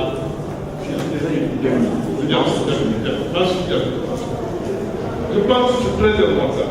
Je terminerai par une seule chose. Les 100 ans de la révolution d'octobre, les 60 ans du PIT. Moi, je n'ai jamais été membre de PIT ou membre de la NC. Moi, je suis maoïste et je me suis en tant que maoïste. Mais la reconquête de la souveraineté de la gauche est un objectif stratégique fondamental pour libérer les forces actuellement qui sont comprimées dans des stratégies avec des gens qui ont capté le pouvoir et qui gèrent les intérêts de l'impérialisme et du capitalisme. Voilà. Ce que je voulais dire à l'écoute des discutants et des animateurs, c'est que je crois qu'on a passé une belle matinée. Une matinée qui dit une chose. Être marxiste, c'est se faire perpétuellement. C'est se faire soi-même avant d'être dans un ensemble. Si on n'est pas ce que nous devons être, l'ensemble ne sera pas ce que ça doit être. Donc il y a une autocritique permanente à se faire et à faire au monde. Si ce n'est pas réussi, c'est l'échec. L'échec de ceux qui se disent marxistes, ce n'est pas l'échec du marxisme. Je crois que le marxisme sans être contrôlé a déjà montré dans la pratique comment être marxiste. Subir dans sa chair ce que la classe ouvrière subit. Accepter d'être au même niveau que les ouvriers de son époque. Pas l'ouvrier de son époque. Deuxièmement, affronter les forces réelles en contradiction avec ce mouvement. Je crois que c'est déjà clairement dit. Et les questions posées par Mansour Djamil, effectivement, c'est des questions qui demandent à être discutées. L'étranger, ce n'est pas la solution donnée à ces questions qui est le problème, c'est accepter de les discuter. On est donc, le marxisme, c'est discuter tout le temps. de la réalité, mais d'une certaine manière scientifique, pas d'une manière passionnelle. Le marxisme aussi a une culture. Parce que le marxisme, quand on parlait des 100 ans de la révolution d'octobre, c'est une culture. Une fois à l'Union soviétique, on sent la Russie derrière la révolution. On sent le russe. Je sais pas si on va s'accepter longtemps comme Sénégalais. Non, vous avez une partie de la lutte pour faire avancer notre peuple vers une direction qui est meilleure pour la population. Je crois que c'est ce que j'ai compris en écoutant les gens. Chacun avec sa personnalité, ça a discuté pour son temps. Je vous remercie. Merci beaucoup. Je prends la parole au nom de la Ligue démocratique, représentée dans cette conférence par moi-même, le chargé des élections, par Moussa Sarr, qui est le chargé de la communication, et par le Moustapha Diaye, qui est membre du secrétariat permanent. Donc, notre secrétariat permanent vraiment vous félicite pour cette belle initiative. Tout le secrétariat voulait venir, mais on a dit qu'il faut prendre croix simplement, compte tenu des contraintes de temps. Je crois que ce qui est important dans ce débat-là, vraiment pendant très longtemps, on n'a pas assisté à un débat sur le marxisme. C'est comme si, depuis quelque temps, on fuyait le débat. Mais je crois quand même qu'il faut se féliciter aussi de l'initiative du PIT pour reposer cette problématique, c'est très important. Ce que moi je retiens d'abord, c'est que le marxisme, c'est un guide d'abord pour l'action. Si c'est un guide pour l'action, comme Marx l'a dit, l'humanité ne se pose que les questions qu'elle peut résoudre. Mais Marx dit ce qui est le plus important, ce ne sont pas les réponses elles-mêmes, mais ce sont les questions. Et chaque époque va se poser sur cette question-là pour leur apporter des solutions. C'est pourquoi je crois aujourd'hui, ceux qui se réclament du marxisme sénégalais doivent être fiers de leur histoire, de leur pratique. Ce n'est pas parce qu'on se réclame marxiste, on a assisté peut-être à un gouvernement qui est au pouvoir, qu'on a renoncé à son idéologie. Pas du tout. Parce que les marxistes ont toujours lutté d'abord dans la classicité. Mais cette classicité a été imposée. C'est à travers le but que nous sommes arrivés aujourd'hui à une pratiquement ouverture démocratique. Et dans ce but-là, les marxistes ont joué un rôle très important. Si les marxistes aussi décident aussi de militer dans un gouvernement, c'est parce que c'est une question de tactique et de stratégie, mais ce n'est pas une question de reniement. L'essentiel, c'est que par rapport à l'objectif qui les a toujours animés et aux principes auxquels ils ont toujours adhéré, je crois qu'il faut voir fondamentalement là où se trouvent les intérêts des masses, là où se trouvent les intérêts du plus grand nombre, et je crois que c'est ça qui explique simplement cette stratégie. C'est pourquoi je suppose un problème très important. Peut-être qu'on y reviendra dans les autres aspects du panel, mais quand même, je le remercie pour le problème qu'il pose. Nous sommes tous interpellés et c'est à nous vraiment d'apporter des solutions à ces problèmes-là. Je vous remercie.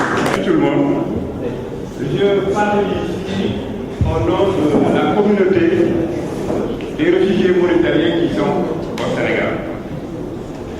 Notre coordination joint sa voix à celle des personnes qui sont ici, épris de paix, de justice, et un peu malades ou avec le but de près ou de loin du marché, pour vous remercier infiniment pour cette opportunité que vous nous donnez, nous, les déportés négro-mauritaniens d'avril 89, à bénéficier de ce grand forum. Et je pense très bien que c'est une forme de solidarité. Peut-être c'est le mot que je retiens du travail de Marx. Avec le temps, avec les distances, ces hommes de bonne volonté ont lutté sans tenir compte de la race, de l'ethnie ou des religions des personnes qui sont victimes d'injustice. Alors moi je vous pose la question exactement où c'est parti. Où en est le mot solidarité? Je vous remercie. Nous sommes réconfortés, camarades. Nous sommes réconfortés en nous plongeant dans le vécu de Marx, dans le passé du marxisme. Nous constatons que nous pouvons ressortir la tête sans s'entendre, sans beaucoup d'éblouissement. Nous savons que le diagnostic est le même, le projet est le même. Les camarades, même la lutte et cherchent à résoudre ces problèmes depuis très longtemps. Mais même si c'est cette manière de lutter, même si la lutte est là, constatons que la manière de lutter a changé. Et même si la manière de lutter a changé, je crois que la question reste la même. Que faire? Que faire par rapport à la misère croissante, à l'injustice, à la situation précaire que vivent nos travailleurs, que vivent la classe ouvrière, que vivent la plupart de notre population? Que faire? Que faire par rapport à la population du Sénégal? Que faire par rapport à ce qui se passe ici au Sénégal en nous référant à ce que nous avons entendu? Je vous remercie. Merci tout le monde. Pour cette dernière du temps, j'ai fait saluer le président et ensuite remercier l'ensemble des conseils. Et moi, j'ai une première question que j'aimerais poser à M. Sambassi. C'est d'abord quel avenir pour les communes. Et maintenant, j'ai une deuxième contribution pour rappel que je voulais faire à M. Simon Soudjami. M. Simon Soudjami, je crois que la dernière conférence de presse, nous avons tenu au relais. Le PIT a décrit ses positions de manière très claire, nette et limpide. Pour les APC, on les dit de manière claire et nette, et je parle de pas d'accord. Et également, nous avons produit une déclaration dans laquelle nous invitons le gouvernement à donner à chaque Sénégalais, et j'insiste sur le mot, à donner à chaque Sénégalais sa carte d'électeur afin de ne pas avoir son droit de vote. Ça, je dois la faire de manière solennelle. Autrement également, ce que je voulais dire, c'est moi il a dit ça, mais malheureusement c'est ça qu'on peut parler. Et je parle pas au nom de ma coordination départementale de Rufisque, où j'ai fréquenté pendant les élections. Et ça, ce n'est pas nos affaires politiciennes. Et c'est nous qui avons empêché à nos alliés, notamment de la faire tourner à nous, de faire ce qu'ils voulaient en faire. Prendre les instruments et les utiliser comme par la permanence électorale, on est catégoriquement refusé. Dire à M. Monsieur le ministre, c'est peut-être en train de faire une fausse route, parce que nous ne cautionnons pas la violence, ce que nous invitons sur un gentleman agreement, faire un commentaire correct, un commentaire correct, ça dit un commentaire correct. Et nous avons enfin, dans nos rapports que nous avons produits, dit de manière solennelle que nous ne sommes pas d'accord avec la manière dans laquelle les gens ont posé les cartes d'électeurs. Nous disons que le Sénégal et les Sénégalais, je dis bien pour moi, les Sénégalais ont le droit de disposer des cartes. On a dénoncé les manquements au niveau de l'inscription, on a dénoncé les manquements pour la production, on a dénoncé les manquements au niveau du vote. Je vous remercie. Et donc, nous restons jusqu'à présent par ce parti que vous connaissiez. Merci beaucoup. Vraiment bonjour à tous ceux qui sont là. Je voudrais d'abord signifier que je suis là au nom pour représenter le comité cinquantenaire du manifeste du PR. Je suis vraiment content d'être parmi des frères, des amis, vraiment des gens que j'ai fréquentés, que j'ai connus. Et de mémoire d'homme, je pense qu'une telle organisation, une telle manifestation, à mon avis, c'était arrêté au 30e anniversaire. Depuis lors, le PIT n'a rien fait d'autre en ce qui concerne cette commémoration. Je pense que le thème est assez riche, assez vaste, et ça mérite peut-être d'autres conférences.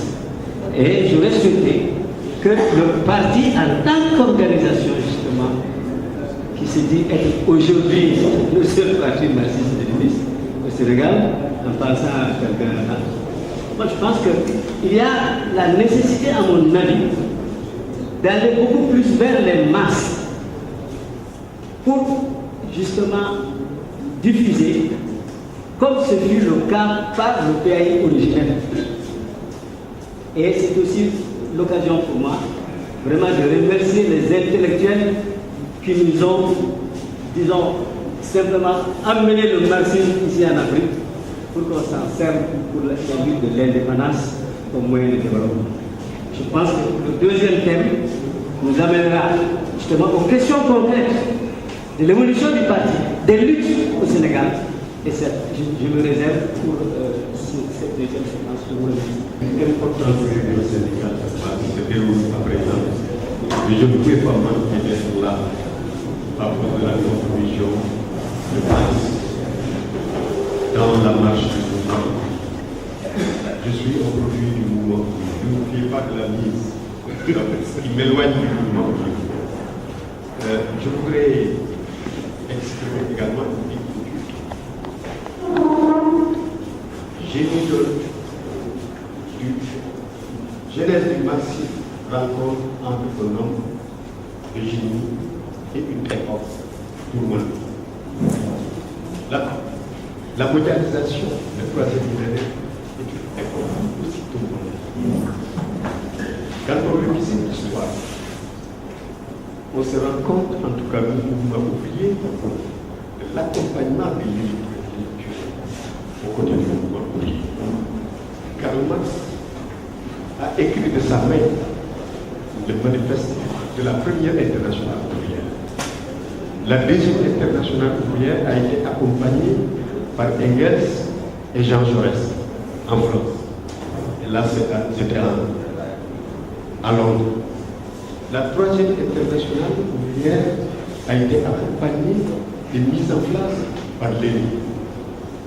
Ce rappel m'amène à dire qu'aujourd'hui, l'inquiétude du mouvement ouvrier, c'est que nous assistons à la désunion des entités du mouvement syndical. Les entités du mouvement syndical, c'est le mouvement ouvrier et l'élite engagée. Il y a une certaine désunion qui est constatée. Le mal le plus perceptible, c'est la dispersion des forces syndicales. Ça, c'est là qui cache la forêt. C'est la partie visible de l'iceberg. Le véritable problème, en tout cas d'après notre analyse, c'est la désunion des entités du mouvement syndical. Celles-là qui ont posé ces fondements idéologiques, l'élite engagée et le mouvement ouvrier. Aujourd'hui, la question, je n'ai pas lu Marx dans sa transversalité comme les nombres de précisions. Je l'ai pratiqué, je l'ai rencontré dans la pratique de mon dada de mouvement syndical. Aujourd'hui, ce constat de la désunion des entités du mouvement syndical nous inquiète. Que peut-on faire pour aider justement à la réconciliation des entités du mouvement syndical, sans laquelle le mouvement est presque en péril? Je vous remercie. Je voulais d'abord présenter mes excuses à la salle. J'ai dû sortir tout à l'heure puisqu'il fallait que je dise quelques mots aux journalistes. Je voudrais faire remarquer que nous avons choisi d'organiser la réflexion en série et pour ne pas de débat. La question était simplement d'aborder la genèse du marxisme ou la rencontre entre un homme de génie et une époque mouvementée. Deuxième séquence, nous parlons de la naissance du PAI. Troisième séquence, nous parlons de l'intellectualité du marxisme. Mais les questions telles qu'elles nous sont revenues nous obligent à dire en 5 minutes un certain nombre de choses. D'abord, où sont les forces de transformation sociale en question? Nous ne posons pas cette question-là puisque nous sommes partie prenante des forces de transformation sociale et nous avons la prétention de penser que nous sommes dans le bon sens. Chacun d'entre nous peut s'interroger pour se dire qu'est-ce qu'il en compagnie de qui est-il pour faire ça. Ça nous aide à être clair sur le point.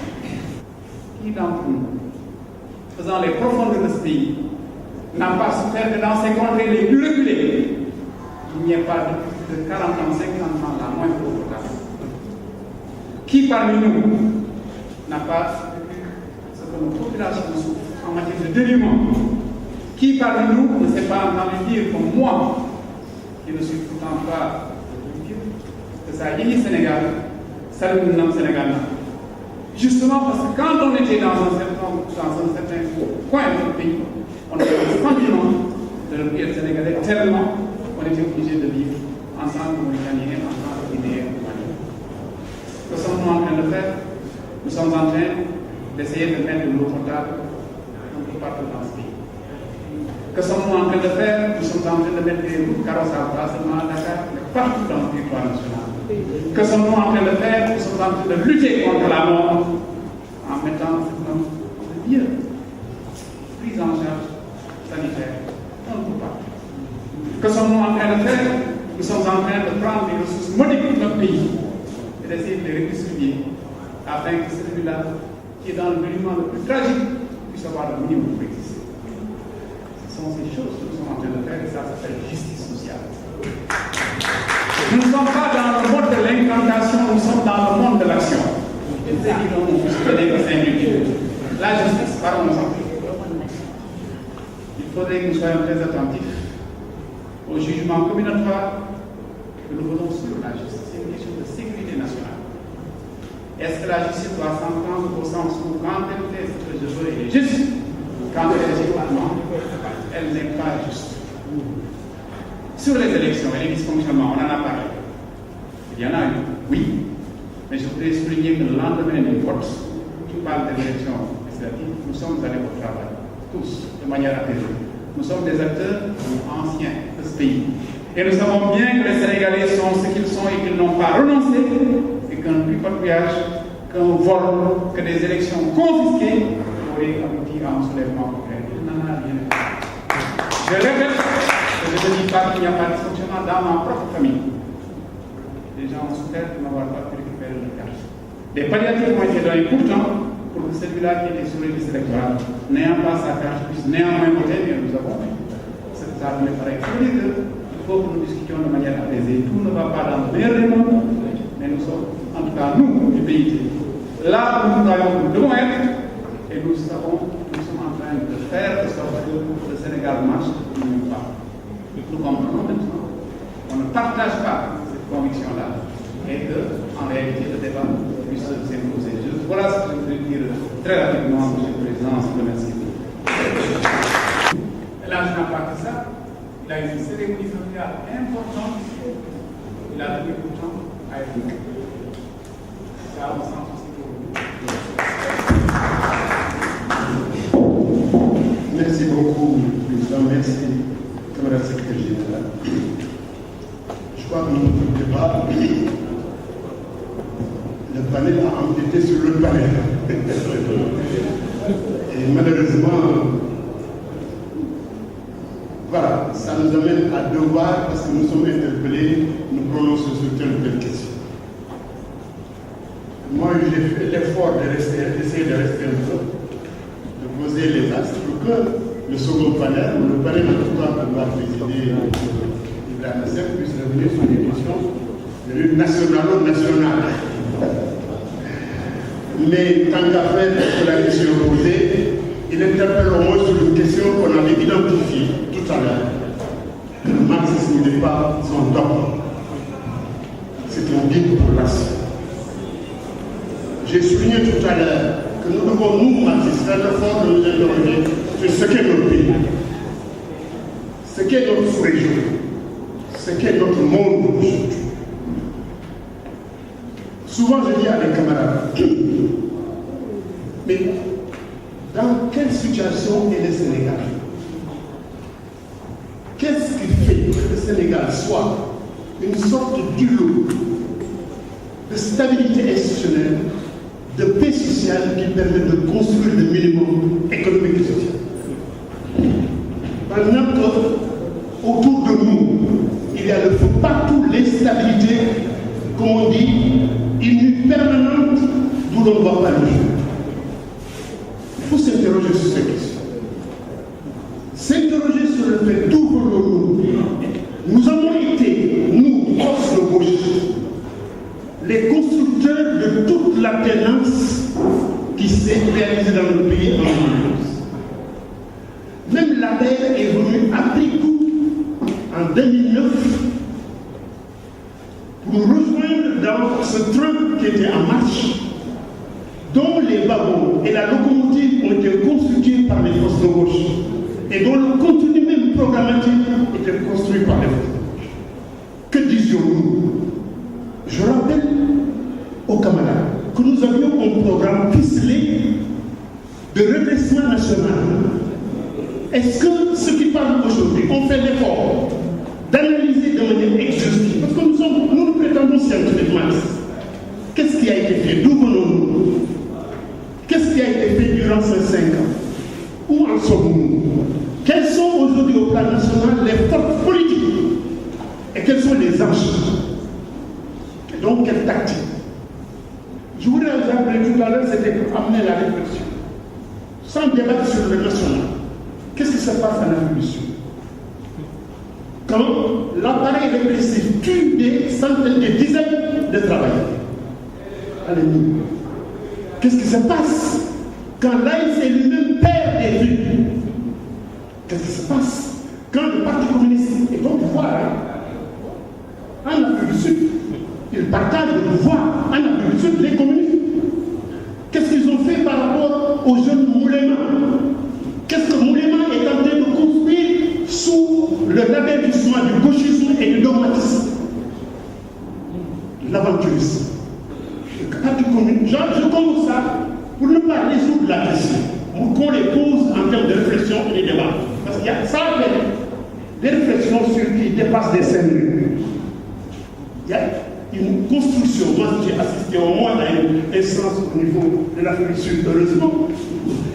Évidemment, ça se répète, où les questions ont été posées et le Parti communiste a pris une position qui répondait justement à cette préoccupation, non seulement d'aller à la pratique, mais d'avoir une compréhension objective, scientifique des raisons, des liens de classe et des relations qui empêchaient le Parti communiste à rompre avec l'ANC, à rester dans l'ANC, à conduire l'ANC et à, de manière modulée, continuer à produire les changements démocratiques dans ce pays. Et j'ai estimé que c'est une haute facture dans la compréhension et la compréhension et son application dans ce pays. Qu'est-ce qui se passe aujourd'hui au Venezuela? Vous le savez tous, il y a une crise économique, sociale incroyable, mais les masses restent attachées au parti chaviste. Quand la subversion interne et extérieure fait feu de tout bois, pourquoi? Pour déstabiliser le régime, décrédibiliser et le mettre hors de course. C'est important. J'ai interpellé également, parce que Lénine nous dit, la science également, c'est de regarder ce qui se passe dans le monde, de convoquer également un regard sur notre propre réalité et la réalité de la société telle qu'elle se. Il faut qu'on convoque tout cela dans notre réflexion. C'est important de convoquer ce qui s'est passé au Brésil, où même le Parti socialiste est accusé, Dilma Rousseff a été démis, où Charles, comment il s'appelle, Lula a été, etc., devant la justice. Mais le peuple, les masses travailleuses, les forces de transformation sociale ne sont pas avec les bourgeois. Ils sont avec ceux-là qui sont aujourd'hui bougés hors du pouvoir du fait d'une subversion à la fois extérieure et intérieure. Je vous ai interpellé tout à l'heure. Vous serez responsable, vous, force de gauche, quand vous créez les conditions telles de discrédit du régime pour le mettre bas, pour faire venir quelle force? Quelle est la force politique? Vous ne le voulez pas, les gens ne le veulent pas, c'est subjectif. Mais objectivement, les dernières élections montrent que la force politique qui peut se substituer au pouvoir en place, c'est les forces du PDS, les libéraux du PDS, avec Karim Wade en retour, avec Ablaye. Et nous allons contribuer à discréditer les régimes que vous avez contribué à mettre en place autour d'un programme de redressement qui est en train de se réaliser objectivement. Mais qui défend? Quelles sont les classes sociales pour lesquelles nous nous mobilisons? La petite bourgeoisie, les intellectuels qui sont dans les États, les villes, les villes. Qu'est-ce que nous défendons? Il le disait tout à l'heure comme Poula. Quand on dit que le pays est tout, qu'est-ce que ça signifie? Le minimum vital pour les populations des bases laborieuses des campagnes qui ont été, durant la construction de notre démocratie au Sénégal, mises en marche de l'humanité, de l'humanisme. Pas d'eau potable, pas de soins de santé, pas d'éducation, l'accès à l'éducation, pas de piste pour être dans la nation. Marginalisation qui a amené même certains de nos compagnons à se sentir plus gambiens, plus autre chose que Sénégal. Et contre lesquels des politiques d'urgence sont mises en place, réalisées pour pouvoir les contenir, les faire participer dans la nation et qui recouvrent leur nationalité en tant que sénégalaise. C'est ça la justice sociale. C'est ça la participation. C'est ça le prénom. C'est ça l'inclusion. C'est ça la justice. Et c'est ça qui va vers ce que nous voulons. Camarades, ne dressons pas devant une telle situation. Ne pointons pas des épiphénomènes ou des éléments en dehors de dynamique politique, sociale, économique, culturelle, etc. Mais regardons et évaluons et voyons de manière objective et scientifique, comme nous l'appelle Marx. Qu'est-ce qui se fait pour les populations? Qu'est-ce qu'il se fait pour les larges masses ouvrières et paysannes de notre pays? C'est là le camp que nous devons choisir. C'est là le camp que nous devons renforcer. C'est là le camp que nous devons organiser. C'est là le camp que nous devons éduquer contre les petits bourgeois, contre la bourgeoisie, qu'elle soit ici ou ailleurs, pour nous permettre de construire des alternatives nous permettant véritablement de faire des pas. Ce que nous pouvons, surtout en tant que démocrates, le minimum, c'est nous écouter, nous parler, échanger des idées, exprimer, identifier nos désaccords et travailler à les circonscrire pour les surmonter, certainement pour les réunir. Même moi, je suis frustré parce que j'aurais voulu rester pour le faire, parce que nous avons beaucoup de choses à dire. Beaucoup de choses. Je vous remercie. On est interpellé. De réponse. Personnellement, on a plus de temps que les autres députés. Merci de savoir que nous ne sommes pas à l'Assemblée.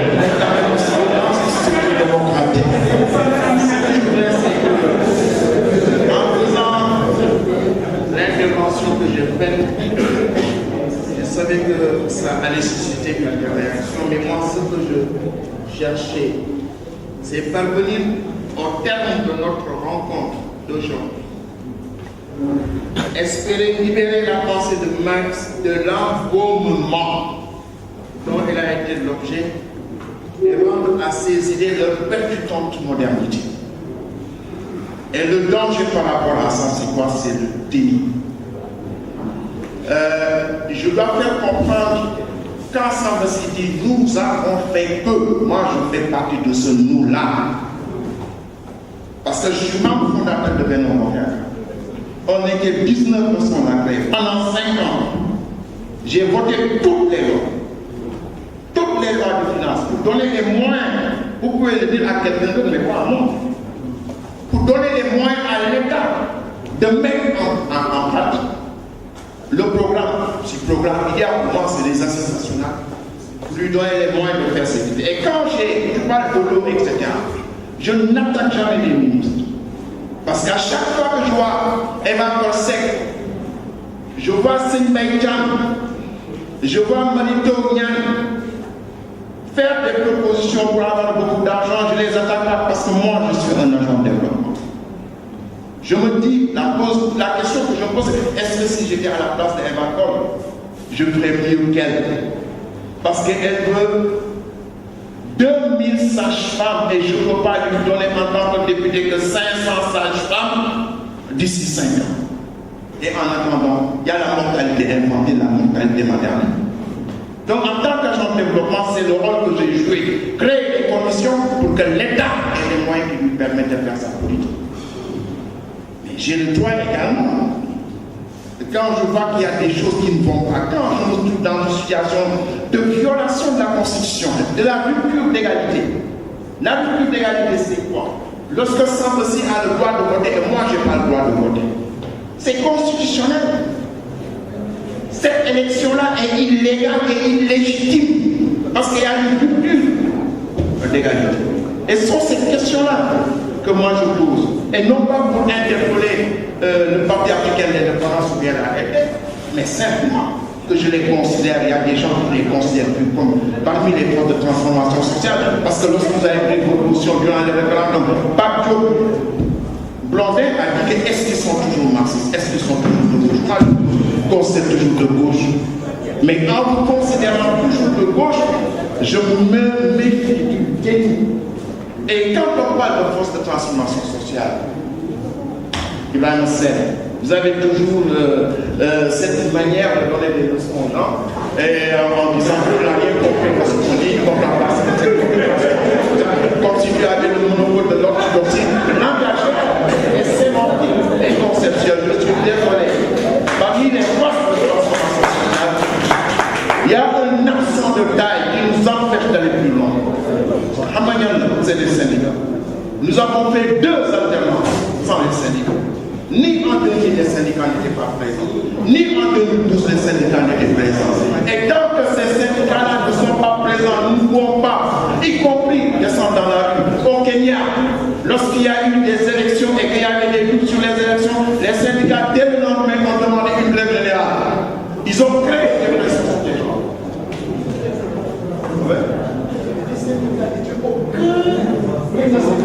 Non, les syndicats étaient au cœur. Non, mais j'étais aux assises nationales pour moi. J'étais aux assises nationales pour moi. Les syndicats étaient au cœur des assises nationales. Mais moi, et quand ça me dit qu'il n'y a pas eu de descente dans la rue, mais bien sûr qu'il n'y a pas eu de descente dans la rue. Mais il y a eu une insurrection numérique. Il y a eu une rébellion digitale. Et ces gens-là, on ne peut pas leur lancer des bombes lacrymogènes. Et moi, en tant que responsable politique, je réfléchis sur ces phénomènes ou bien ces épiphénomènes. Et quand Madame me parle de grand rassemblement, moi, j'applique de large rassemblement. Moi, dans le Bessunia, j'applique la stratégie du PIT de large rassemblement. Et tu en sais quelque chose. Tu en sais quelque chose. Lorsqu'on a mis en place le Bessunia, 60% des membres de la direction étaient des gens du PIT. Et toi-même, tu as eu à corriger certains textes aussi bien que c'est vous. Cette stratégie de large rassemblement qui fait dire à dans ce groupe, lorsqu'il nous a observé pendant très longtemps, nous a dit que tout ce que le PIT devait faire, c'est Bessunia qui est en train de le faire. On n'a pas de temps. Nous avons revisité, je crois, l'histoire. Nous avons revisité Marx et le marxisme dans ses origines. Je crois que pour l'ensemble d'entre nous, nous avons beaucoup appris par les approches de Sambassi, par les approches de Elad Momassan et par les approches également complémentaires, si je prends l'exemple de Céline Mansourci qui nous a rafraîchi la mémoire en nous rappelant que effectivement Marx était d'une famille de rabbins. Donc même historiquement, je veux dire, nous avons connu davantage le marxisme à travers notre rencontre de ce matin. Je pense que c'est important, c'est une suggestion que je fais, que la salle a déjà faite, que l'on poursuive cette réflexion dans notre cadre, que l'on continue à garder le flambeau de la réflexion parce que c'est formateur. Je pense que des cadres d'échange de ce type nous ont manqué, certains l'ont dit, je peux peut-être quitter cette première conclusion. Je crois pouvoir dire également que c'est une leçon fondamentale que l'on tire en disant que le marxisme n'est pas un dogme, vous l'avez répété tous les trois, c'est plutôt un outil de transformation, je crois, de la société. Parce que ça, nous sommes tous d'accord là-dessus. Nous sommes également d'accord que la discussion doit conduire à des possibilités de changement dans le sens de partage de la liberté, d'une intelligence des situations que nous vivons, même chez nous, je crois, interpréter ici l'intervention de Elad Momassan et de Céline Mansourci Djamil, qui ont voulu axer davantage sur l'actualité. Mais je rappelle qu'il y a d'autres thèmes, d'autres panels qui vont aller dans des dimensions beaucoup plus liées sans doute à celle-là. Je voudrais simplement remercier tout le monde, m'excuser à nouveau encore une fois auprès de l'ensemble des intervenants, aussi bien des panélistes pour lesquels j'ai été assez intransigeant, que pour les camarades dans la salle qui parfois n'ont pas compris les contraintes dans lesquelles nous sommes. PIT bu Sénégal ma dawlanga mu say banxaas mu leer ma ni ne le mu sambarako ni ne mu sambarako ma fi jële ma fi jële ma fi jële ma fi jële ma fi jële